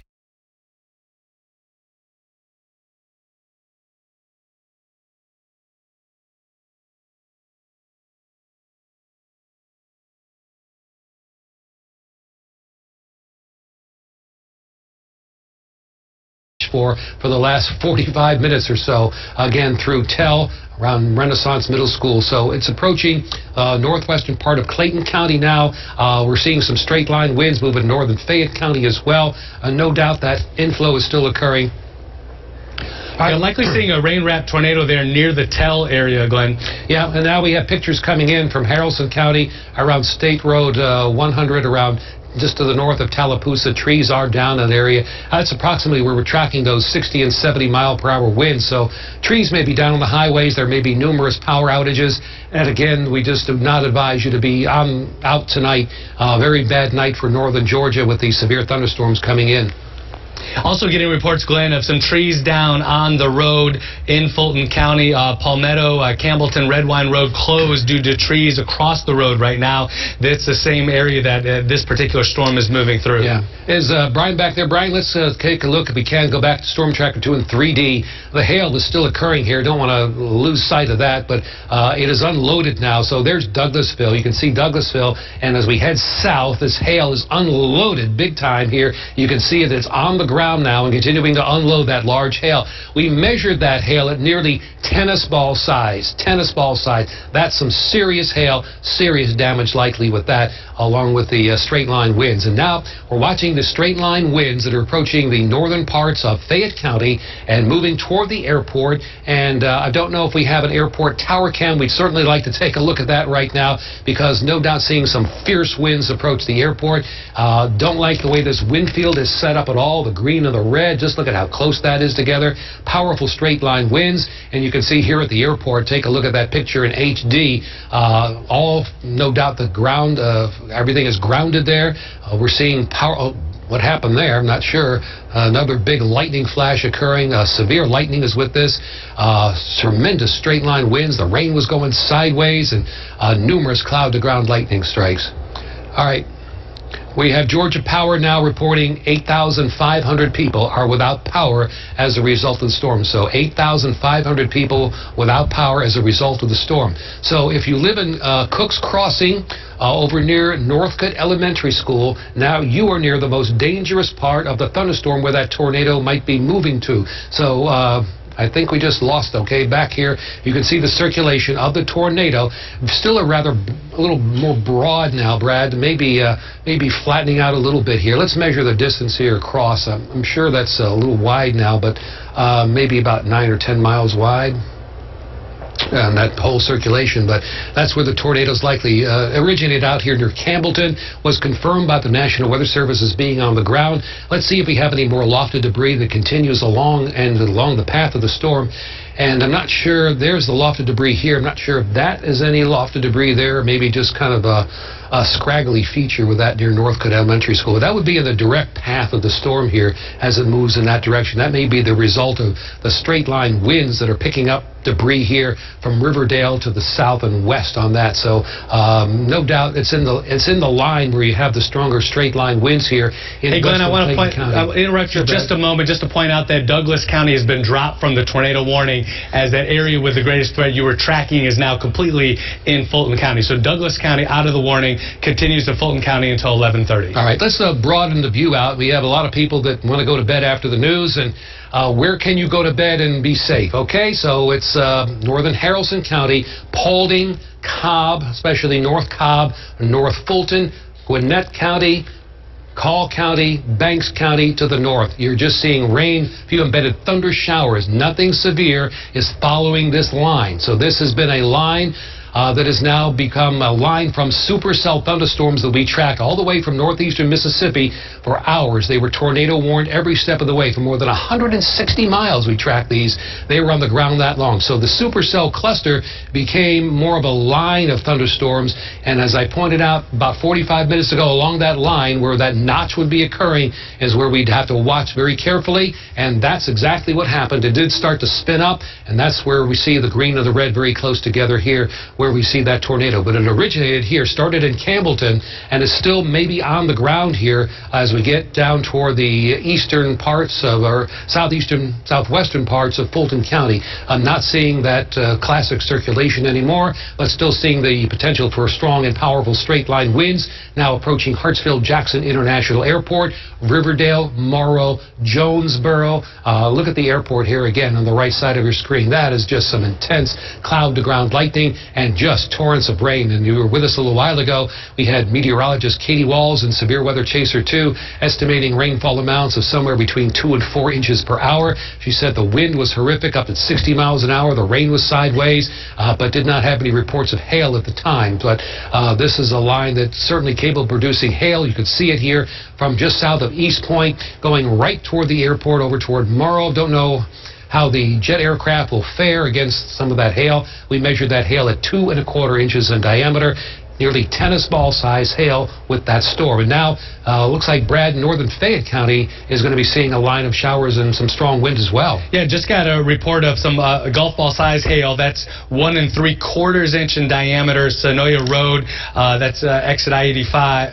the Sonoya Road exit on I-85 in Fairburn. Again, golf ball size hail, nearly 2 inches in diameter in this storm that we've been tracking. And the tornado warning continues here for southwestern Fulton County until 11:30, so another 5 minutes or so. And as we look at the velocity mode, one thing that's interesting here is this has been wrapping up. It has been barely moving over the last several minutes. So the last 10 minutes or so, it's this area where the rotation has kind of been wrapping up and rotating through here, cycling through here. I fear that we're going to come back and look at this after the storm passes and find some pretty significant rotation in southwest Fulton County between Campbellton, Tell, Renaissance Middle School, that area likely being hard hit now, and that's spreading now out toward, kind of elongating out towards the College Park, Cooks Crossing, and eventually out towards the airport. Again, golf ball size hail, and we've had some indication on radar of tornado touchdowns,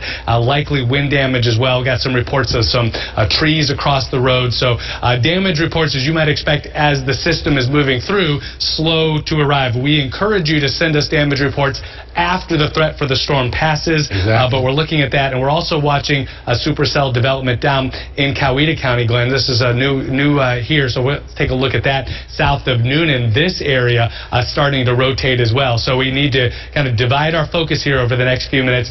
Possible rotation in Coweta County south of Noonan. There's no doubt about that, Brad, and you can certainly see that we have the stronger straight line winds moving now into Fayette County and Clayton County, numerous cloud-to-ground lightning strikes, and let's head down to the storm. Let's take a look at some of the structure that's going on in and around Noonan and I-85. And again, we're seeing the hook echo on the southwestern side. This is a classic supercell thunderstorm here. We're seeing all kinds of wind going on around this Moreland area in and around I-85. Not seeing the rotation just yet, but we're very close to the radar site here that we're looking at in at Peachtree City. So we're looking at that now because our radar is up to the north here. We get a better vantage point when this is much closer to the Peachtree City radar, and there is the classic hook signature that is developing along I-85 in the central part of Coweta County near Noonan. So we're watching this very carefully. We don't have a warning on it just yet, but that may go into a warning situation in short order. Brad, how long does the tornado warning now continue? Yeah, so that's scheduled to expire at 11:30. Just getting word now from the National Weather Service office that they are expiring that tornado warning for that little bit of southwest Fulton County at 11:30. So we're talking about 3 minutes from now, and that storm is wrapping up and has kind of occluded and weakened some. So the tornado threat for southwest Fulton County coming to an end now. That tornado warning will expire in 2.5 minutes, which will leave us with several severe thunderstorm warnings, and this entire area from Lawrenceville through Atlanta, down through northern Henry, Clayton, Fayette counties, and into Coweta County. Those areas with still very heavy rain, potential for damaging straight line winds, and we've already had numerous reports of hail from pea to golf ball size, nearly 2 inches in diameter. So this is still a dangerous severe weather situation, but the tornado warning expiring here in 2 minutes. I still have a warning that's going through central Fulton County, now covering much of south and central DeKalb County. That storm is now moving toward Rockdale County, but meteorologist Katie Walls is now in Haralson County. We've got some brand new information in Haralson County. Haralson County schools will be closed tomorrow. And Katie, it looks like we've had some significant damage out in Haralson County, but we were tracking that line of supercell thunderstorms as it rolled on in, and there you can see some of the damage that occurred there. Down trees, perhaps power lines. I don't see a lot of electricity on in the background there, so we could be having power outages. The last report I had from Georgia Power was that 8,500 people were without power tonight as a result of these thunderstorms. But you can see numerous cloud-to-ground lightning strikes back into Buckhannon and Haralson County as the line of supercell cluster storms are rolling in. All right, we're getting an update now. 10,500 people are without power as a result of the thunderstorms. And again, Brad was showing a little time lapse there of the storms that were going through Buckhannon that caused that kind of damage. So trees down. We have reports of an elementary school that was apparently hit hard, possibly by a tornado in Haralson County. But tonight, if you have a son, daughter in Haralson County, no school tomorrow as a result of the severe weather tonight and the damage that occurred throughout Haralson County. County, especially in and around Buchanan. So please pray for those people out there trying to clean up a little bit. Been a nasty night of thunderstorms out there, and we continue with that in northern Clayton County. Now we're getting ready. The severe thunderstorm warning looks like it's been extended back here into northern Henry County now, so you're involved in that. And then we have several other clusters of thunderstorms. They're taking on, Brad, looks to be more of a supercellular structure once again, departing from that line that we had. So they've gone from supercell clusters to lines of thunderstorms, and now a supercell. So we may have a warning on this here at noon in the National Weather Service, and we here in Severe Weather Center 2 watching that intently. You can see the hook echo that may be developing. That's rain that wraps around the circulation that causes that feature, but no warning yet as a result of that storm that's developing in and around Noonan along I-85 in the central part of Coweta County. Numerous cloud-to-ground lightning strikes are continuing now through northeastern Fayette County and in northern Clayton County as well. So the airport getting just out of the main line.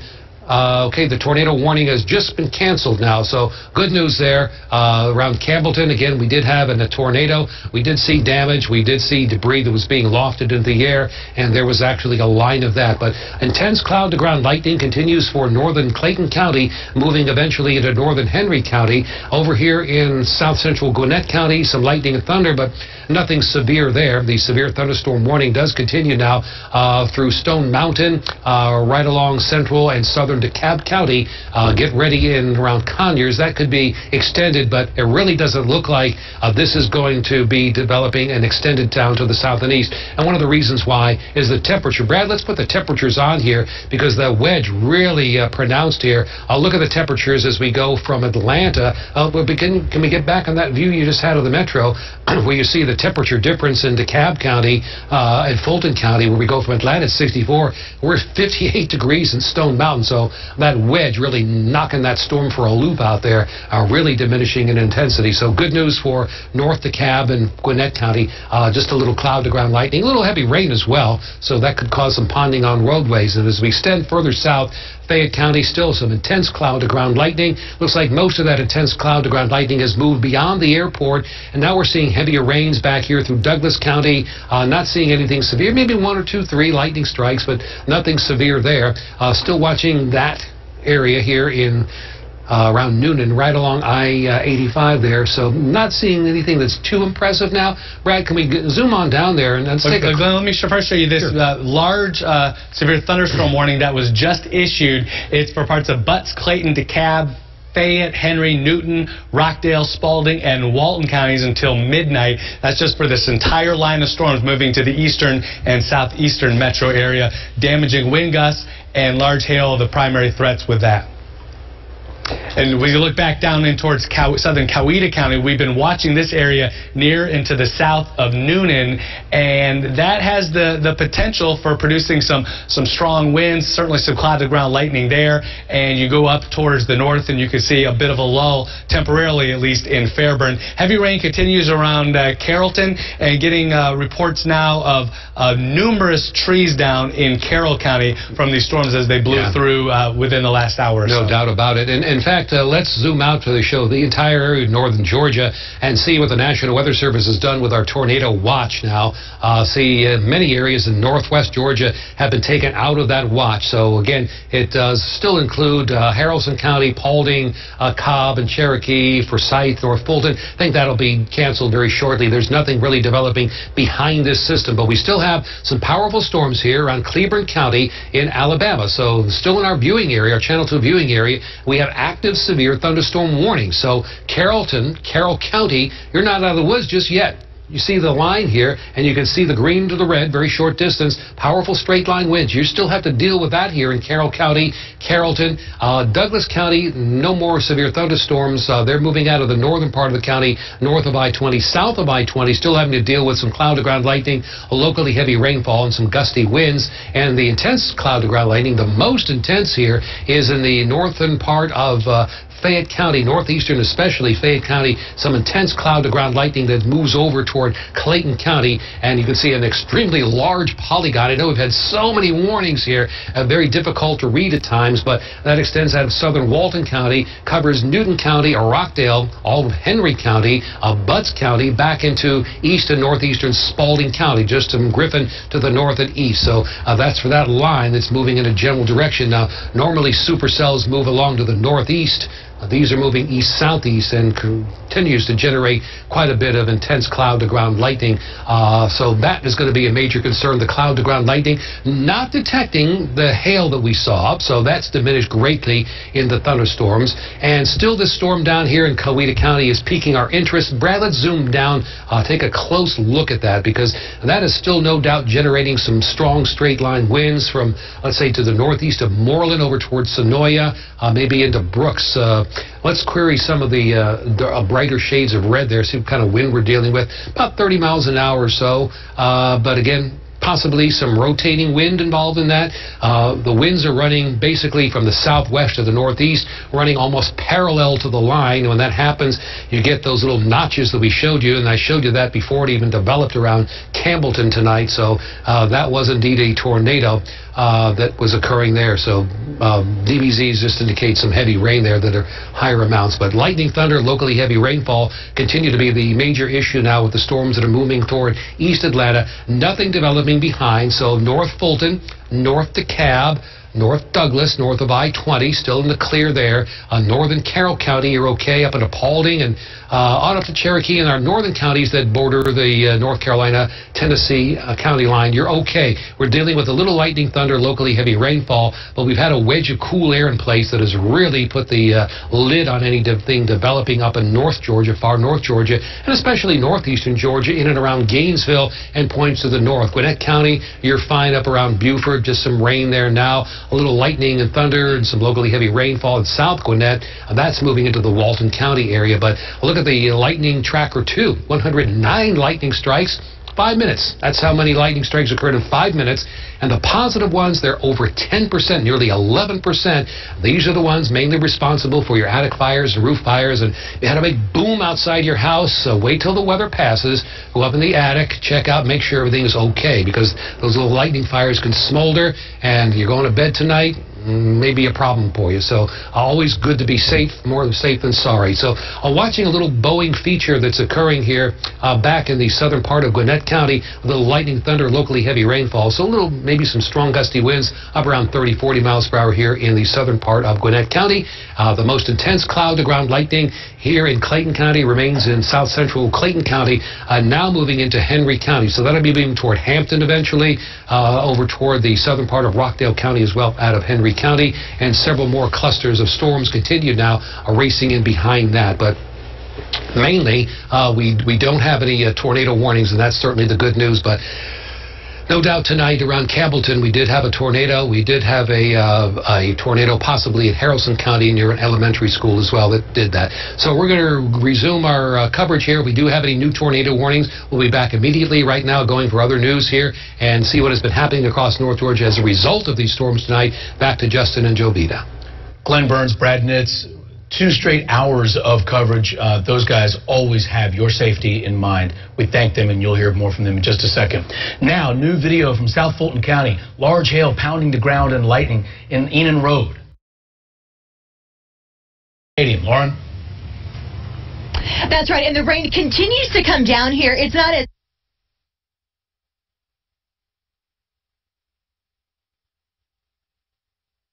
Naturally, severe weather can hamper a live shot. Channel 2's continuing coverage of this storm rolling from our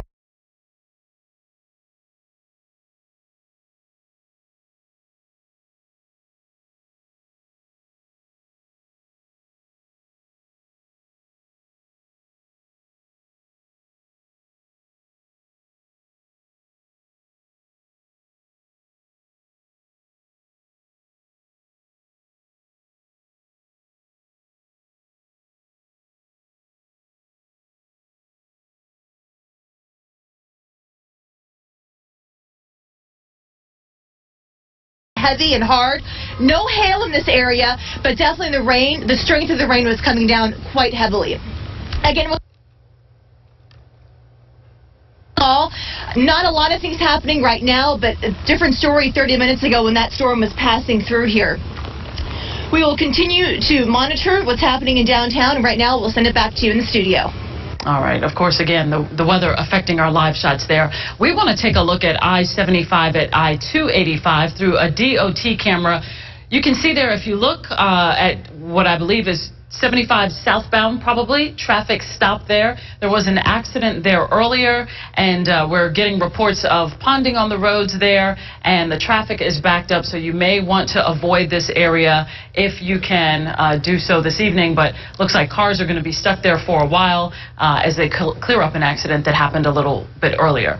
Let's go back to Channel 2's Glenn Burns in Severe Weather Center 2. Yeah, we're hoping around the Cobb County construction zone, there's a lot of stuff out there that they're working with as far as wood and debris and all of that. So we were kind of fearful there what would happen there, but don't have any reports of any consequences as a result of that. So again, I know you want to go to bed, you got work to do in the morning, got stuff to do. Harrison County, good to go. Paulding, good to go. Cobb, you're good to go. North Fulton, Forsyth, North Gwinnett, Hall County, Banks County, Jackson County, points to the north. Free and clear, rest easy tonight. You're all good. South of town, not so much. Around I-20 to the south now. Now it's our turn to get hammered here, and we're getting hammered with intense cloud-to-ground lightning, strong gusty winds. We're also getting hammered with a little bit of hail from time to time. But Brad is driving our Storm Tracker 2 HD radar. We got meteorologist Brian Monahan here. So here in western Henry County, look at the lightning that's clustered around that particular thunderstorm there. That is producing some intense wind, I can assure you, from Stockbridge to the south along I-75. That is going to be moving toward Flippin in 5 minutes, and 9 minutes from you in McDonough. Get ready. You're going to get blasted here with some strong, powerful straight-line winds. Look at the demarcation from the green to the red. What is that, like a half a mile or so? When that happens, very powerful straight line winds. And you can see numerous cloud-to-ground lightning strikes behind the wind field there here in southern parts of Clayton County. So numerous cloud-to-ground lightning strikes. And then just to the north of Stockbridge, there's more hail, but that looks to be a pea-sized hail. Brad, can we query some of the winds that may be on the leading edge of that particular supercell that's now moving into the heart of McDonough? And again, we're seeing very powerful winds here. That's probably not on the, there you go, that's 64 miles per hour. That's more like it. The 58 mile per hour wind gust would qualify as severe, so that is sustained 64 miles per hour. So, oh boy, 110 miles per hour now is what the radar is estimating here in McDonough. That's what I was afraid of. I showed you that. I looked at that. I said, that is going to be bad. So we're looking at the winds that are sustained here near McDonough at over 100 miles per hour, 110 miles per hour. So then when you see that kind of a sharp gradient from the green to the red, a very bad situation here. So watching again, so we've had to try to explain this better. We had supercells, which are individual thunderstorms, consolidate into a supercluster of supercells. And then it became a line of supercells, or a line of severe thunderstorms, and now appears to be breaking off into more supercells again. So what we're seeing is the wind that is coming from this direction at the surface. So that is causing these things to form on the leading edge of the squall line itself, not the southwestern part of a supercell where you would normally see a tornado form. So, Brad, I want you to go back to the notch that I'm now seeing develop here, right here near Stockbridge. You see that? That's exactly what we saw when we saw the Campbellton tornado originate there. So that's the inflow of air that's coming up with the southwesterly winds on the leading edge of the squall line, and then curving in and then turning, veering rather rapidly to the west. So the winds in that area, I'm not going to pay attention to those speeds, but I'm going to pay attention to what's happening dynamically here with the air that's flowing in and around. This could be another tornado that's forming here near and around Flippin, over toward Decatur Road, and around around Airline Road. So watching this rather intently. Let's go back to the reflectivity mode. There it is, very evident. The inflow notch. This is almost an identical situation to what happened here in Fulton. So that's the area of concern to watch carefully. The strong and powerful straight line winds. We just showed you the winds that are approaching McDonough that were over 100 miles per hour. There's going to be some damage with this, no doubt about it. In and around McDonough, highly populated area, there's going to be some damage there right along 75. Also, where we saw that Campbellton tornado, we saw the intense cloud-to-ground lightning ramp up. What are we seeing here? Intense cloud-to-ground lightning ramping up here from I-75 to the west. The hail was up here in this general area, but there was just a lot of rain here. So I want you to pay close attention. We're going to be here watching this intently. We may see a tornado warning on this in the near future, but for now, it's just a severe thunderstorm warning that covers Henry County, Spalding County, into Rockdale County, and up toward Covington and Newton County, and even southern Walden County. Brad, has that just been expanded to the north? A little bit. So the severe thunderstorm warning remains in effect. It does include the southern part of Walton County. That's the big warning that was issued about 15 minutes or so ago. That lasts until midnight, so for another 15 minutes. Let me also mention, Glenn, some reports that are coming in. Getting reports of trees down on homes in Haralson County.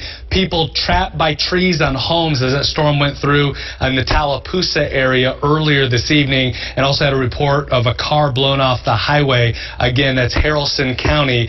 Getting reports also numerous trees and power lines blown down on Highway 100 near West Haralson Elementary School. As we mentioned earlier, the Haralson County schools have been closed for tomorrow, and we have a reporter now in Haralson County. Carl Willis is going to report now. Carl, tell us what you're seeing there in Haralson County now. Well, we just arrived here within the past 5 minutes in Buckhannon along Business 27 right here. Take a look at this here behind me. We mentioned some strong winds coming through here. Here's proof right now. This is awning from Fleet Fuel here in Buckhannon along Business 27, completely knocked over right up the road. We're talking to some gentlemen who were up the street just earlier. We drove a little bit up Business 27 and saw trees down in the roadway, trees down on houses as well. Gentleman told us just now that he's got video of a rescue happening. We're going to get that from him in just a minute. But all along this roadway, we can see trees down, tree debris, street signs that have been bent over from the strong wind that came through here. We can't quite see circulation, but at least very strong, possible straight line winds. We're not sure at this point. But as you can see, just the awning toppled here, signs bent over in the road there. It's clear. You can see just to the right here, you can see that street sign down there, that pole down in the wind. Very clear evidence that street was down here in Haralson County. That's the very latest. Carl Willis, Channel 2 Action News. Night Beat. Thank you, Carl. Imagine what we're going to see when we get some daylight, come morning, because it's just been a huge swath of storms. Carl, thank you. An update now from Georgia Power. Some 23,000 people in the metro area without power right now. We know that Haralson County schools are also closed tomorrow because of the damage there. Of course, those local authorities around that county have probably been getting calls in throughout this evening as things were happening there. So you should expect trees down around Haralson County, and we are expecting to get more damage, like from what we just saw from Carl, more damage, of course, as the night goes on, and then, of course, by tomorrow morning. Just got an update. It's now just in Fulton County alone, 9,000 people without power, according to Georgia Power. We want to take you back to our meteorologist now, tracking just as these storms are moving to the east. Don't want to forget our friends here in eastern Alabama, because we still have a severe thunderstorm warning for southern Cleburne County and northern Randolph County and east central Alabama. So Brad will zoom on down, take a look at this storm, which is producing some intense cloud-to-ground lightning at times here, and it's moving in toward the southwestern part of Carroll County once again. So not a supercell, but appears to be diminishing its intensity a little bit, but producing some intense cloud-to-ground lightning. It's producing locally heavy rainfall, but not seeing any characteristics that might be indicative of a tornado or any powerful straight line winds at this point in time, but something we'll certainly keep our eye on here in Severe Weather Center 2. Numerous showers and thunderstorms continue, not severe here. Northern parts of Coweta County were concerned there a little while ago with a possible supercell development, but we're still watching this area here in Henry County because there's an inflow notch that's occurring along the leading edge of this line of thunderstorms now, which has congealed into a line rather than individual supercell thunderstorms. But there's that notch right there that's what we're watching. It was almost identical to what happened around Campbellton earlier tonight. We did have a tornado touchdown near Campbellton in southwestern Fulton County. So nevertheless, some strong, powerful straight line winds are rocking McDonough. They have moved through McDonough, looks like east of 75 now, approaching the eastern and southeastern part of Henry County. So some of the winds you can see in the brighter shades of red, really up around 35, 40 miles per hour. But we did see some that were over 60 miles per hour. So these are going to be moving now through the northern part of Butts County and over toward the southern part of Newton County. I think they're going to remain just to the south of Covington at this point in time. They're moving in this general direction here. So you may get straight there a little bit around Covington, but I think most of that is going to be okay. Brad's putting a track on the most intense part of the outflow here with the winds that are occurring. So that's 6 minutes into Ola and 14 minutes into Fincherville. So what you can expect here as this approaches is the winds are going to dramatically pick up. They're going to be in the order of close to 60 miles per hour with this kind of a gradient there where you see the green and the red that are very close together. Then those notches there still of great concern, but that does not look as pronounced as it did a little while ago. Certainly some good news. Warnings gone. DeKalb County through most of that gone. Think most of it should be gone and shortly. No warnings now for Coweta and points to the north. Let's take a look at the updated tornado. We have a tornado. Parts of northern Georgia were in tornado watch a little while ago, and some of that being whittled away by the National Weather Service office. Most of our northwestern counties, this is the area that was in that moderate risk earlier, canceled now for Polk County and Bartow County, still in effect, but I think these counties will be eventually removed from the tornado watch. So the line itself now is proceeding south and east of I-20 for the most part. There's nothing coming in behind this. So if you live in the northern part of Carroll County, Haralson County, Douglas, North Fulton, North Gwinnett, over toward Banks County, Jackson County, you're okay. And it's pretty much the rain is gone now for northwestern Georgia. But the severe thunderstorm warning, we have one remaining in Georgia, one remaining in Alabama at this time. And this is the largest one here, which does include southern Walton County, Rockdale County, Newton County, and Henry County, back into the northern part of Spalding County. Don't see much in the way of anything occurring around Griffin at this time, but still some cloud-to-ground lightning back here as we get toward Fayette County. The most intense part of the storm is here in and around McDonough with that strong straight-line wind possibility there. Now moving through McDonough toward the east-southeast at about 40 to 45 miles per hour, but the notch is still very present here. That's the air that's coming in rather rapidly. The winds are basically running parallel to that storm from the southwest, creating that little inflow notch. And certainly what we saw in around Campbellton when the tornado touched down about an hour ago.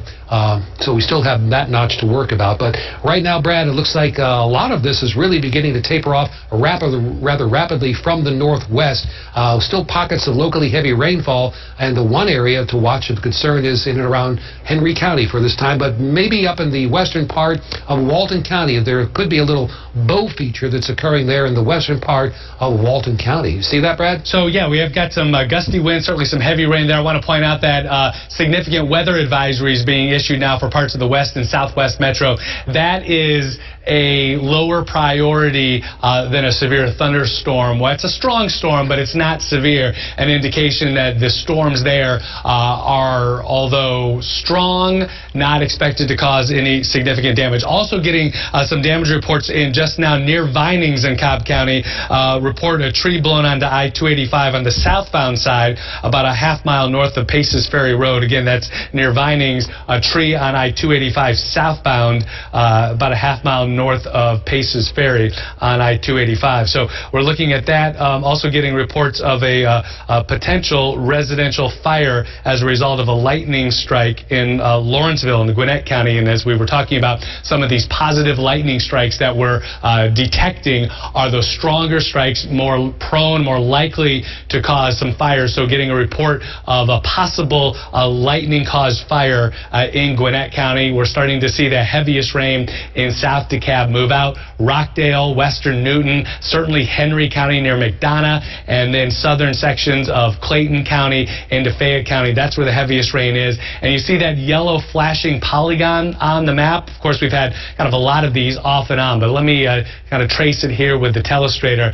This is the severe thunderstorm warning area for the potential for some hail, although we haven't had many hail reports here in the last half hour or so. Also damaging wind gusts a possibility. This warning is scheduled to expire in 5 minutes. So we're certainly seeing the intensity of these storms diminish a bit. We're not seeing rotation, so the tornado threat here is pretty low, and still watching for the possibility, however, of some damaging wind gusts in this area in particular in Henry County. We still have some intense thunderstorm activity there with some strong winds near and to the east of McDonough and Henry County. Yeah, very pronounced notch here where the air is flowing into the storm, so we really have to watch that rather intently. Let's go up a little bit to the north in Walton County. I want to show you where we could have a little bowing feature here in the storm, but maybe this is wind that's pushing out here as we get into the western part of Walton County.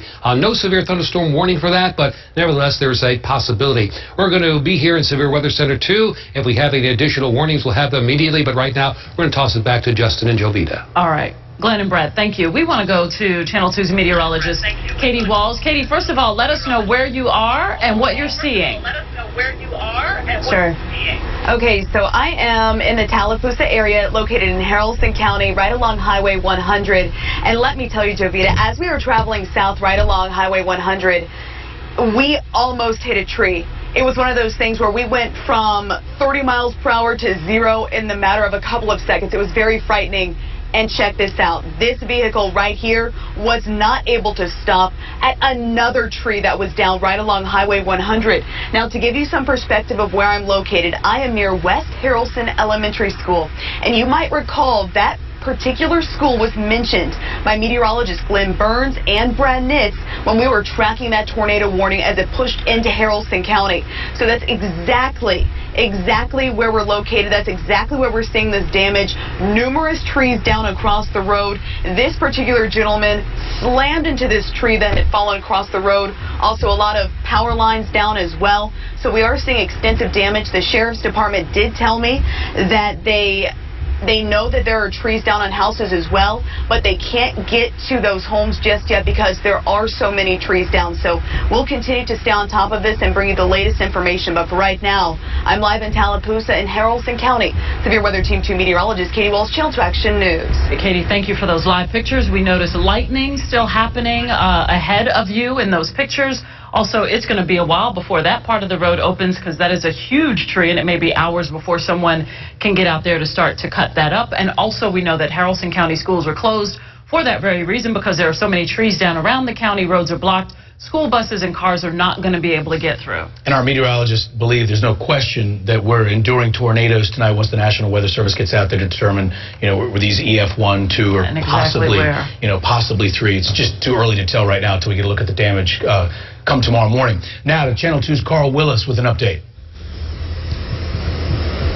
Yeah, we are here in Buckhannon, and behind me you can see an awning from what is called Deborah's Fleet Services. Deborah's Fleet Oil Services here in Buckhannon along Business 27. Wind knocked that over completely. This is a functioning gas station. It's been operating for years here along the roadway. You can see there's all kinds of tree debris here. There's signs down in the road, and just about 300 yards down the roadway, we're seeing plenty of fire vehicles moving in and out. There's trees down on the road, as Katie mentioned. There are trees down in this area as well. We just talked to a gentleman who was actually involved in a rescue in one of the houses. He shared a little bit of video with us and told us that he was able to help pull a couple of people out of their homes on Tallapoosa Street, from what we understand. A couple of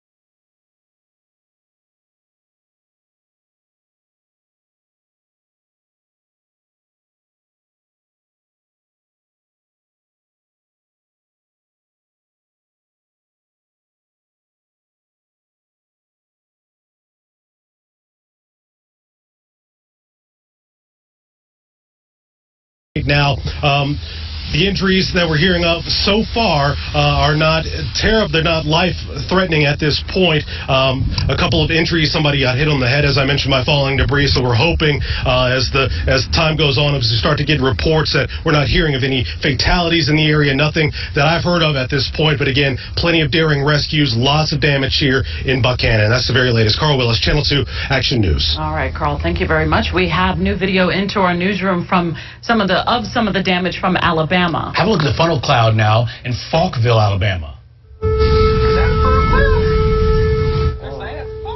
I mean, no question about that. Video of that funnel cloud, you can see it clearly and hear the tornado sirens going off just across the border. And of course, that part of that storm is what we saw here tonight. New pictures of damage that we just got in the last half hour. This is from Limestone County, Alabama. We can expect to see very similar damage across western Georgia tomorrow. You can share your pictures with us once it is safe to do so.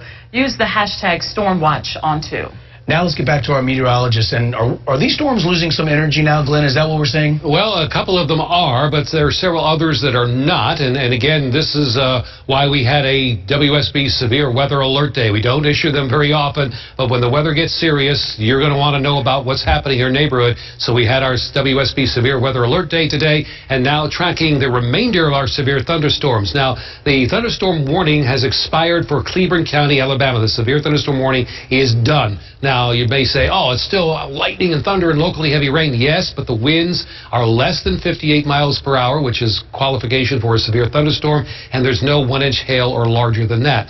However, the new severe thunderstorm warning that is now taken over does include parts of Jasper County, also includes parts of Morgan County, all of Butts County, and now into Spalding County. So we have numerous cloud-to-ground lightning strikes here. I'm not seeing the identifying signature of an inflow notch or anything that would produce a circulation there, but the main danger here would be in the straight-line wind category of winds that may be in excess of 58 miles per hour. Not seeing any identifications of any hail, but you're seeing lightning, thunder, locally heavy rainfall here with that particular storm, which is now along and to the south of I-20. So Covington, you're involved in that. McDonough still, Jackson, Monticello, over toward Madison and Morgan County. Griffin, you're in that as well. But the main area of concern here is going to be now for northern Butts County, southern Henry County, and the northeastern part of Spalding County. That's where I think we're going to find the strongest in the straight line winds as the storm moves toward the east-southeast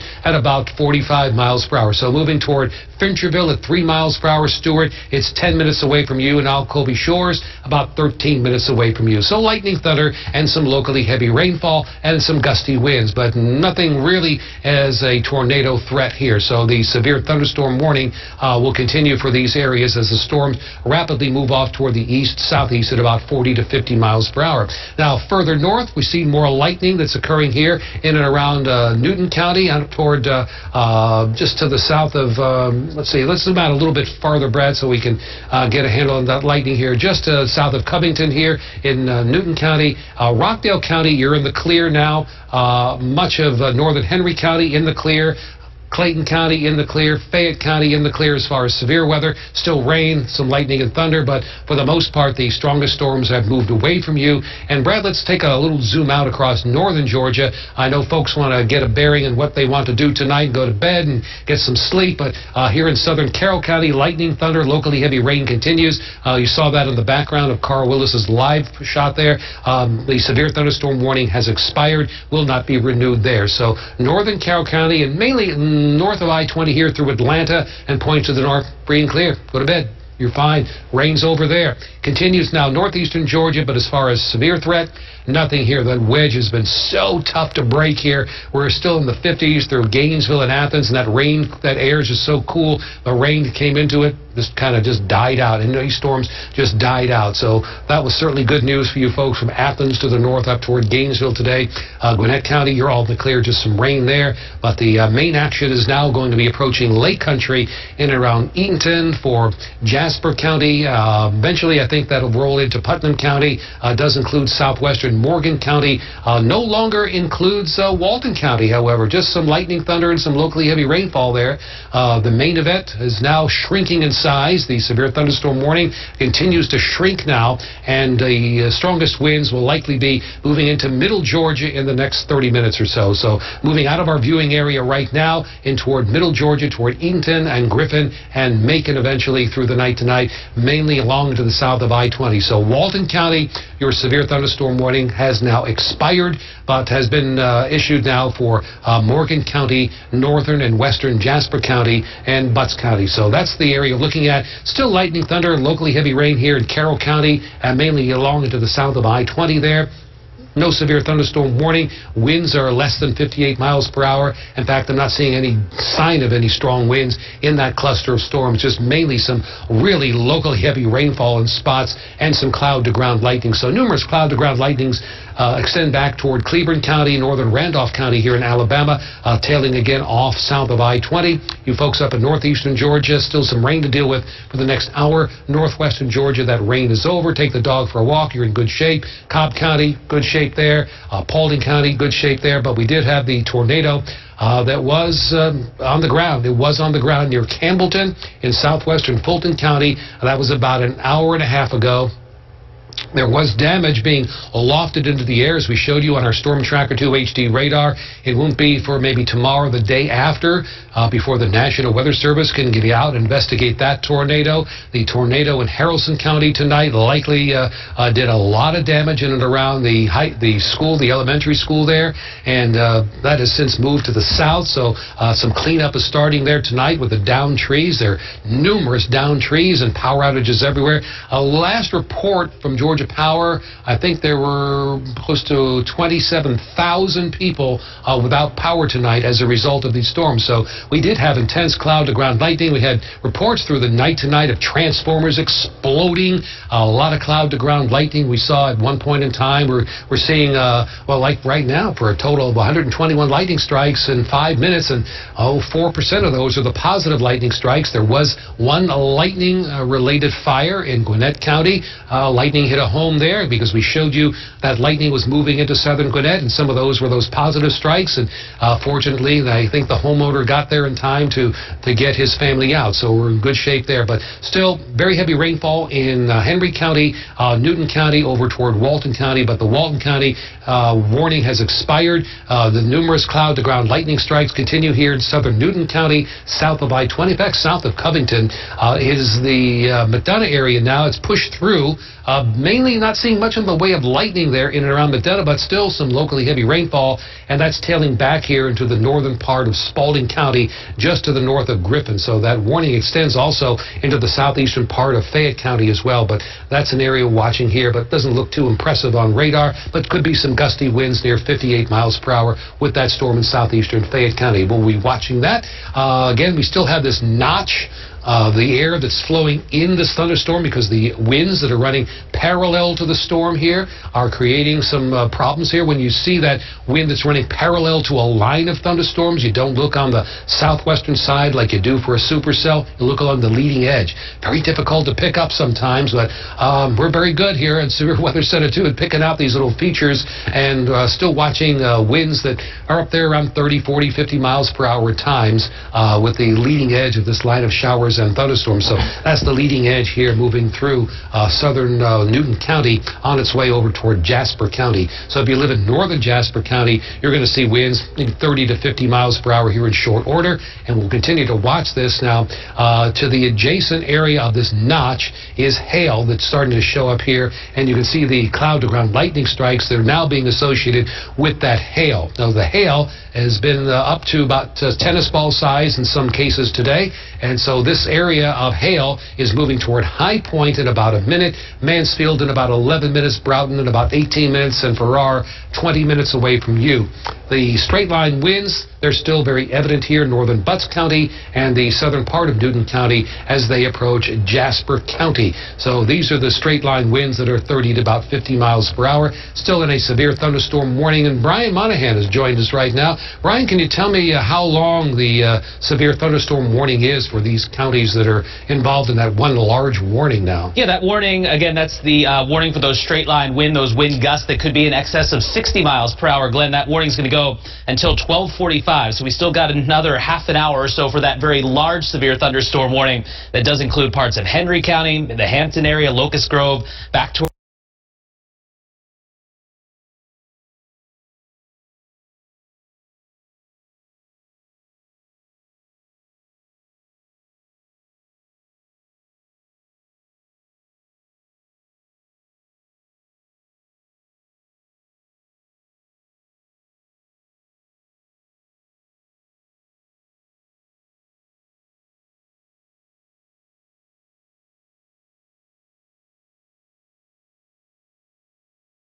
down on I-20, trees also down on Post Road and Highway 166. A large list of trees down across parts of Douglas County tonight, Glenn. Report there. So let's take a look at a little wider view, Brian, and look at some of the air temperatures across northern Georgia, because this really moved into a very cool wedge of air. Look at the temperatures here. 57 in Gainesville. We're 62 in Athens. Atlanta now at 61. So as the more violent thunderstorms move into the cooler air, they really diminished greatly. It was northwestern Georgia, and through the heart of Atlanta, we did see the violent thunderstorms today. I think we have 2 confirmed tornadoes so far, one in Haralson County, one near Campbellton in southwestern Fulton County. We have numerous trees, power lines down, power outages everywhere. Again, 27,000 people tonight in the dark as a result of these thunderstorms. They are now moving away from our viewing area to the south and east at about 50 miles per hour, moving toward Lake Country and Eatonton. So no tornado warnings. Walton County, the severe thunderstorm warning now canceled for you. It will be canceled shortly for Rockdale County and Henry County, and that will continue now just south of I-20. So still a notch of air that's coming in, but nothing really identifying anything as any circulation right now. We will have some straight line winds that are moving in toward Monticello, northern parts of Jasper County, adjacent areas of Morgan County. They're still in the warning, and of course Jackson County, Jackson and Butts County, and Griffin here in Spalding County. Most of the action is ended now for the northern part of Henry County, but to the south and east of Medina, you can see these straight line winds that are on the order of 35 to 40 miles per hour in some areas. So still some strong straight line winds, but these can and will knock down trees onto power lines. You could see more power outages in advance of the storm as it moves toward the Lake Country, and numerous cloud to ground lightning strikes continue now in Carrollton. I know you might be concerned there, but these are not severe thunderstorms. They're behind the main line, and the air is becoming more stable as time goes on. Still some locally heavy rainfall here west of I-85 in Coweta County through southern Carroll County, and as we get toward eastern Alabama, Cleburne and Randolph County, right on the county line there, still seeing some locally heavy rainfall. Lightning, there's a lot of that out there. 48 strikes in the last 5 minutes. Some of those are the positive strikes, but no identifiable features that would be concerned right now across the metro Atlanta, North Georgia area. All of this moving down toward middle Georgia now in advance of an approaching cold front.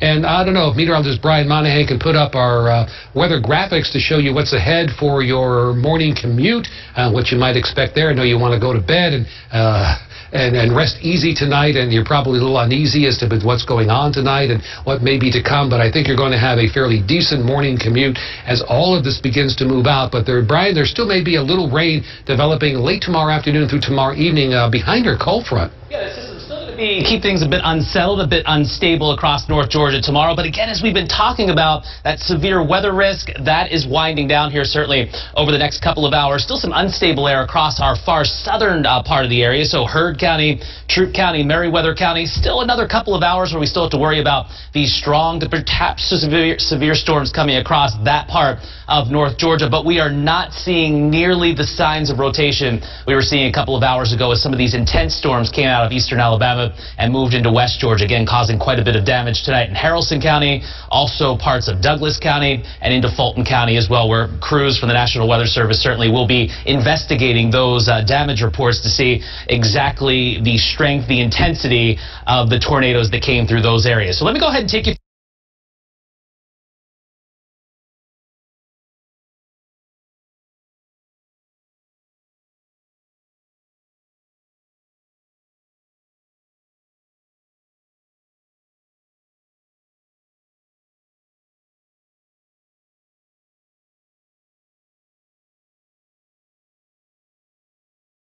temperatures in the 50s and 60s across North Georgia. And as a cool pocket of air moves in aloft, again, no severe weather threat, but we are going to see showers redevelop. It will be mostly cloudy through the afternoon on Tuesday. Temperatures running in the 50s in the North Georgia mountains and the 60s across metro Atlanta. And then as we take you toward the evening time, here's 6 o'clock, a little bit before sunset. We've got green on the map, Glenn, but again, that is not severe weather. That's just going to be scattered showers around, and then that cooler air you've been talking about over the last few days, that's going to settle in for the middle part of the week.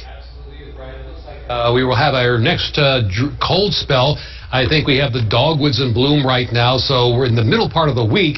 We're going to have a pretty good cool down for Wednesday and Thursday, where low temperatures will be dropping into the 30s and highs are only going to be in the 50s to near 60 degrees. So we're going to have a little what we call dogwood winter. So that's coming about by the middle part of this week. But by next weekend, temperatures again will be close to 70 degrees by Sunday. So that's spring for you. That's why springtime is so volatile. We can see these cold temperatures. A couple days later, it's like spring, and then back to winter again. So these ups and downs in the temperatures really can wreak havoc on the atmosphere and cause these severe thunderstorms and supercell thunderstorms. So today we had a lot of wind shear in the atmosphere. That's why we had a WSB severe weather alert day. We wanted everybody to be weather aware throughout the day. We saw a couple of strong thunderstorms earlier this afternoon in northeastern Georgia, and one up around Gilmer County that produced some large hail there. Those were kind of renegade or rogue supercell thunderstorms that rolled in.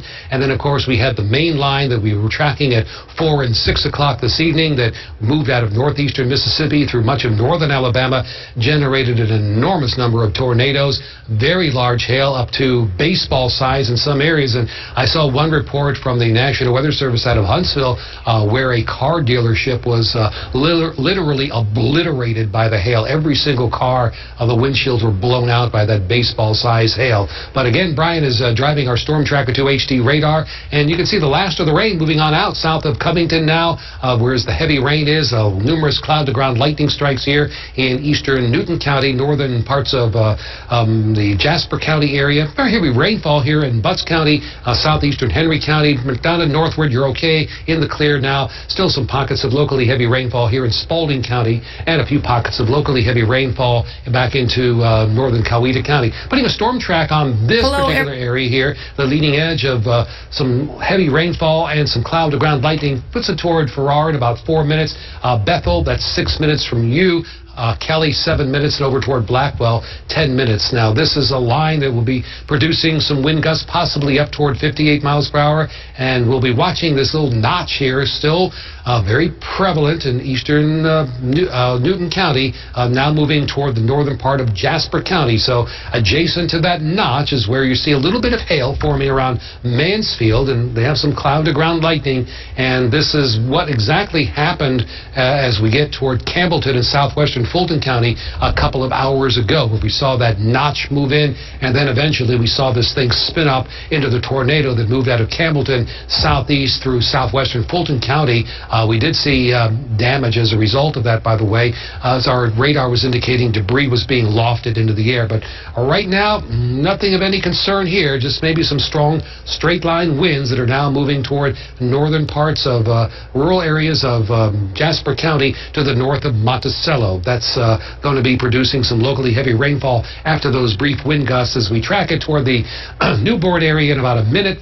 Kelly, 6 minutes from you, over toward Pennington. That arrives in your area at 11 o'clock, in about 11 minutes rather. So we're looking at the possibility of very heavy rainfall, frequent cloud-to-ground lightning strikes, possibly some pea-size hail. That's indicated on the radar there, but that looks to be very small, nothing of any significance. But we're going to keep an eye on the storm here that is moving through northern parts of Jasper County with that little notch there. You can see the motion here is not behaving like your normal supercell structure. They would normally move from the east to the northeast, or this one is moving from the east-southeast now through the northern parts of Jasper County, eastern part of Newton County, now moving through eastern parts of Henry County, just east of McDonough now. Most of that rain is just about to cross 75 south there, and the rain extends back into Jackson in Butts County, over toward Griffin. Some locally heavy rainfall, does not look severe there in and around Spalding County at all, but the warning extends back into southeastern Fayette County.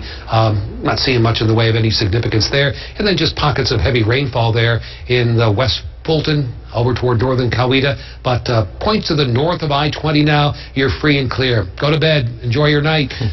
Looks like everything is pretty much winding down through our northern suburbs, and that wedge of cool air certainly took the punch out of any storms that were approaching Athens or Gainesville tonight. So good sleeping weather tonight. Rain is moving out, and then it looks like most of this is going to be said and done. We're going to be here watching the system, and if we do have any reports of any new warnings, we'll have them for you immediately. Glenn and Brad, thank you. It has been a long night.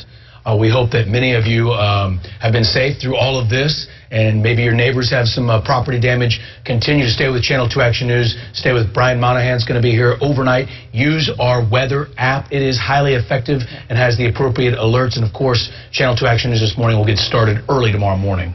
Now, in the past 15 minutes, several neighbors told us that lightning caused a fire right near their homes. Take a look at this. Marietta Road in northwest Atlanta. Look at that. That is some sort of fireball near downed power lines, and Georgia Power is reporting more than 10,000 power outages this hour. A reminder, be very careful. Have a look at the video of strong winds and lightning in Douglas County. A viewer in the Winston area near Douglasville sent us this video of the storm. Also, the storm dumped heavy rain across northeast Atlanta. A viewer sent us this video from a neighborhood. This is Little 5 Points. You can see just how strong the winds are. And that was the rain coming down just a little bit ago. Remember to send us your pictures and your video when it is safe to do so. Use the hashtag StormWatch2. More about the power outage information. We now have information that about 30,000 residents now in the dark. These numbers according to Georgia Power. Also, programming notes for you. Because of our severe weather coverage tonight, we interrupted The Good Doctor. That show is going to air in just a little bit from now, 1:05.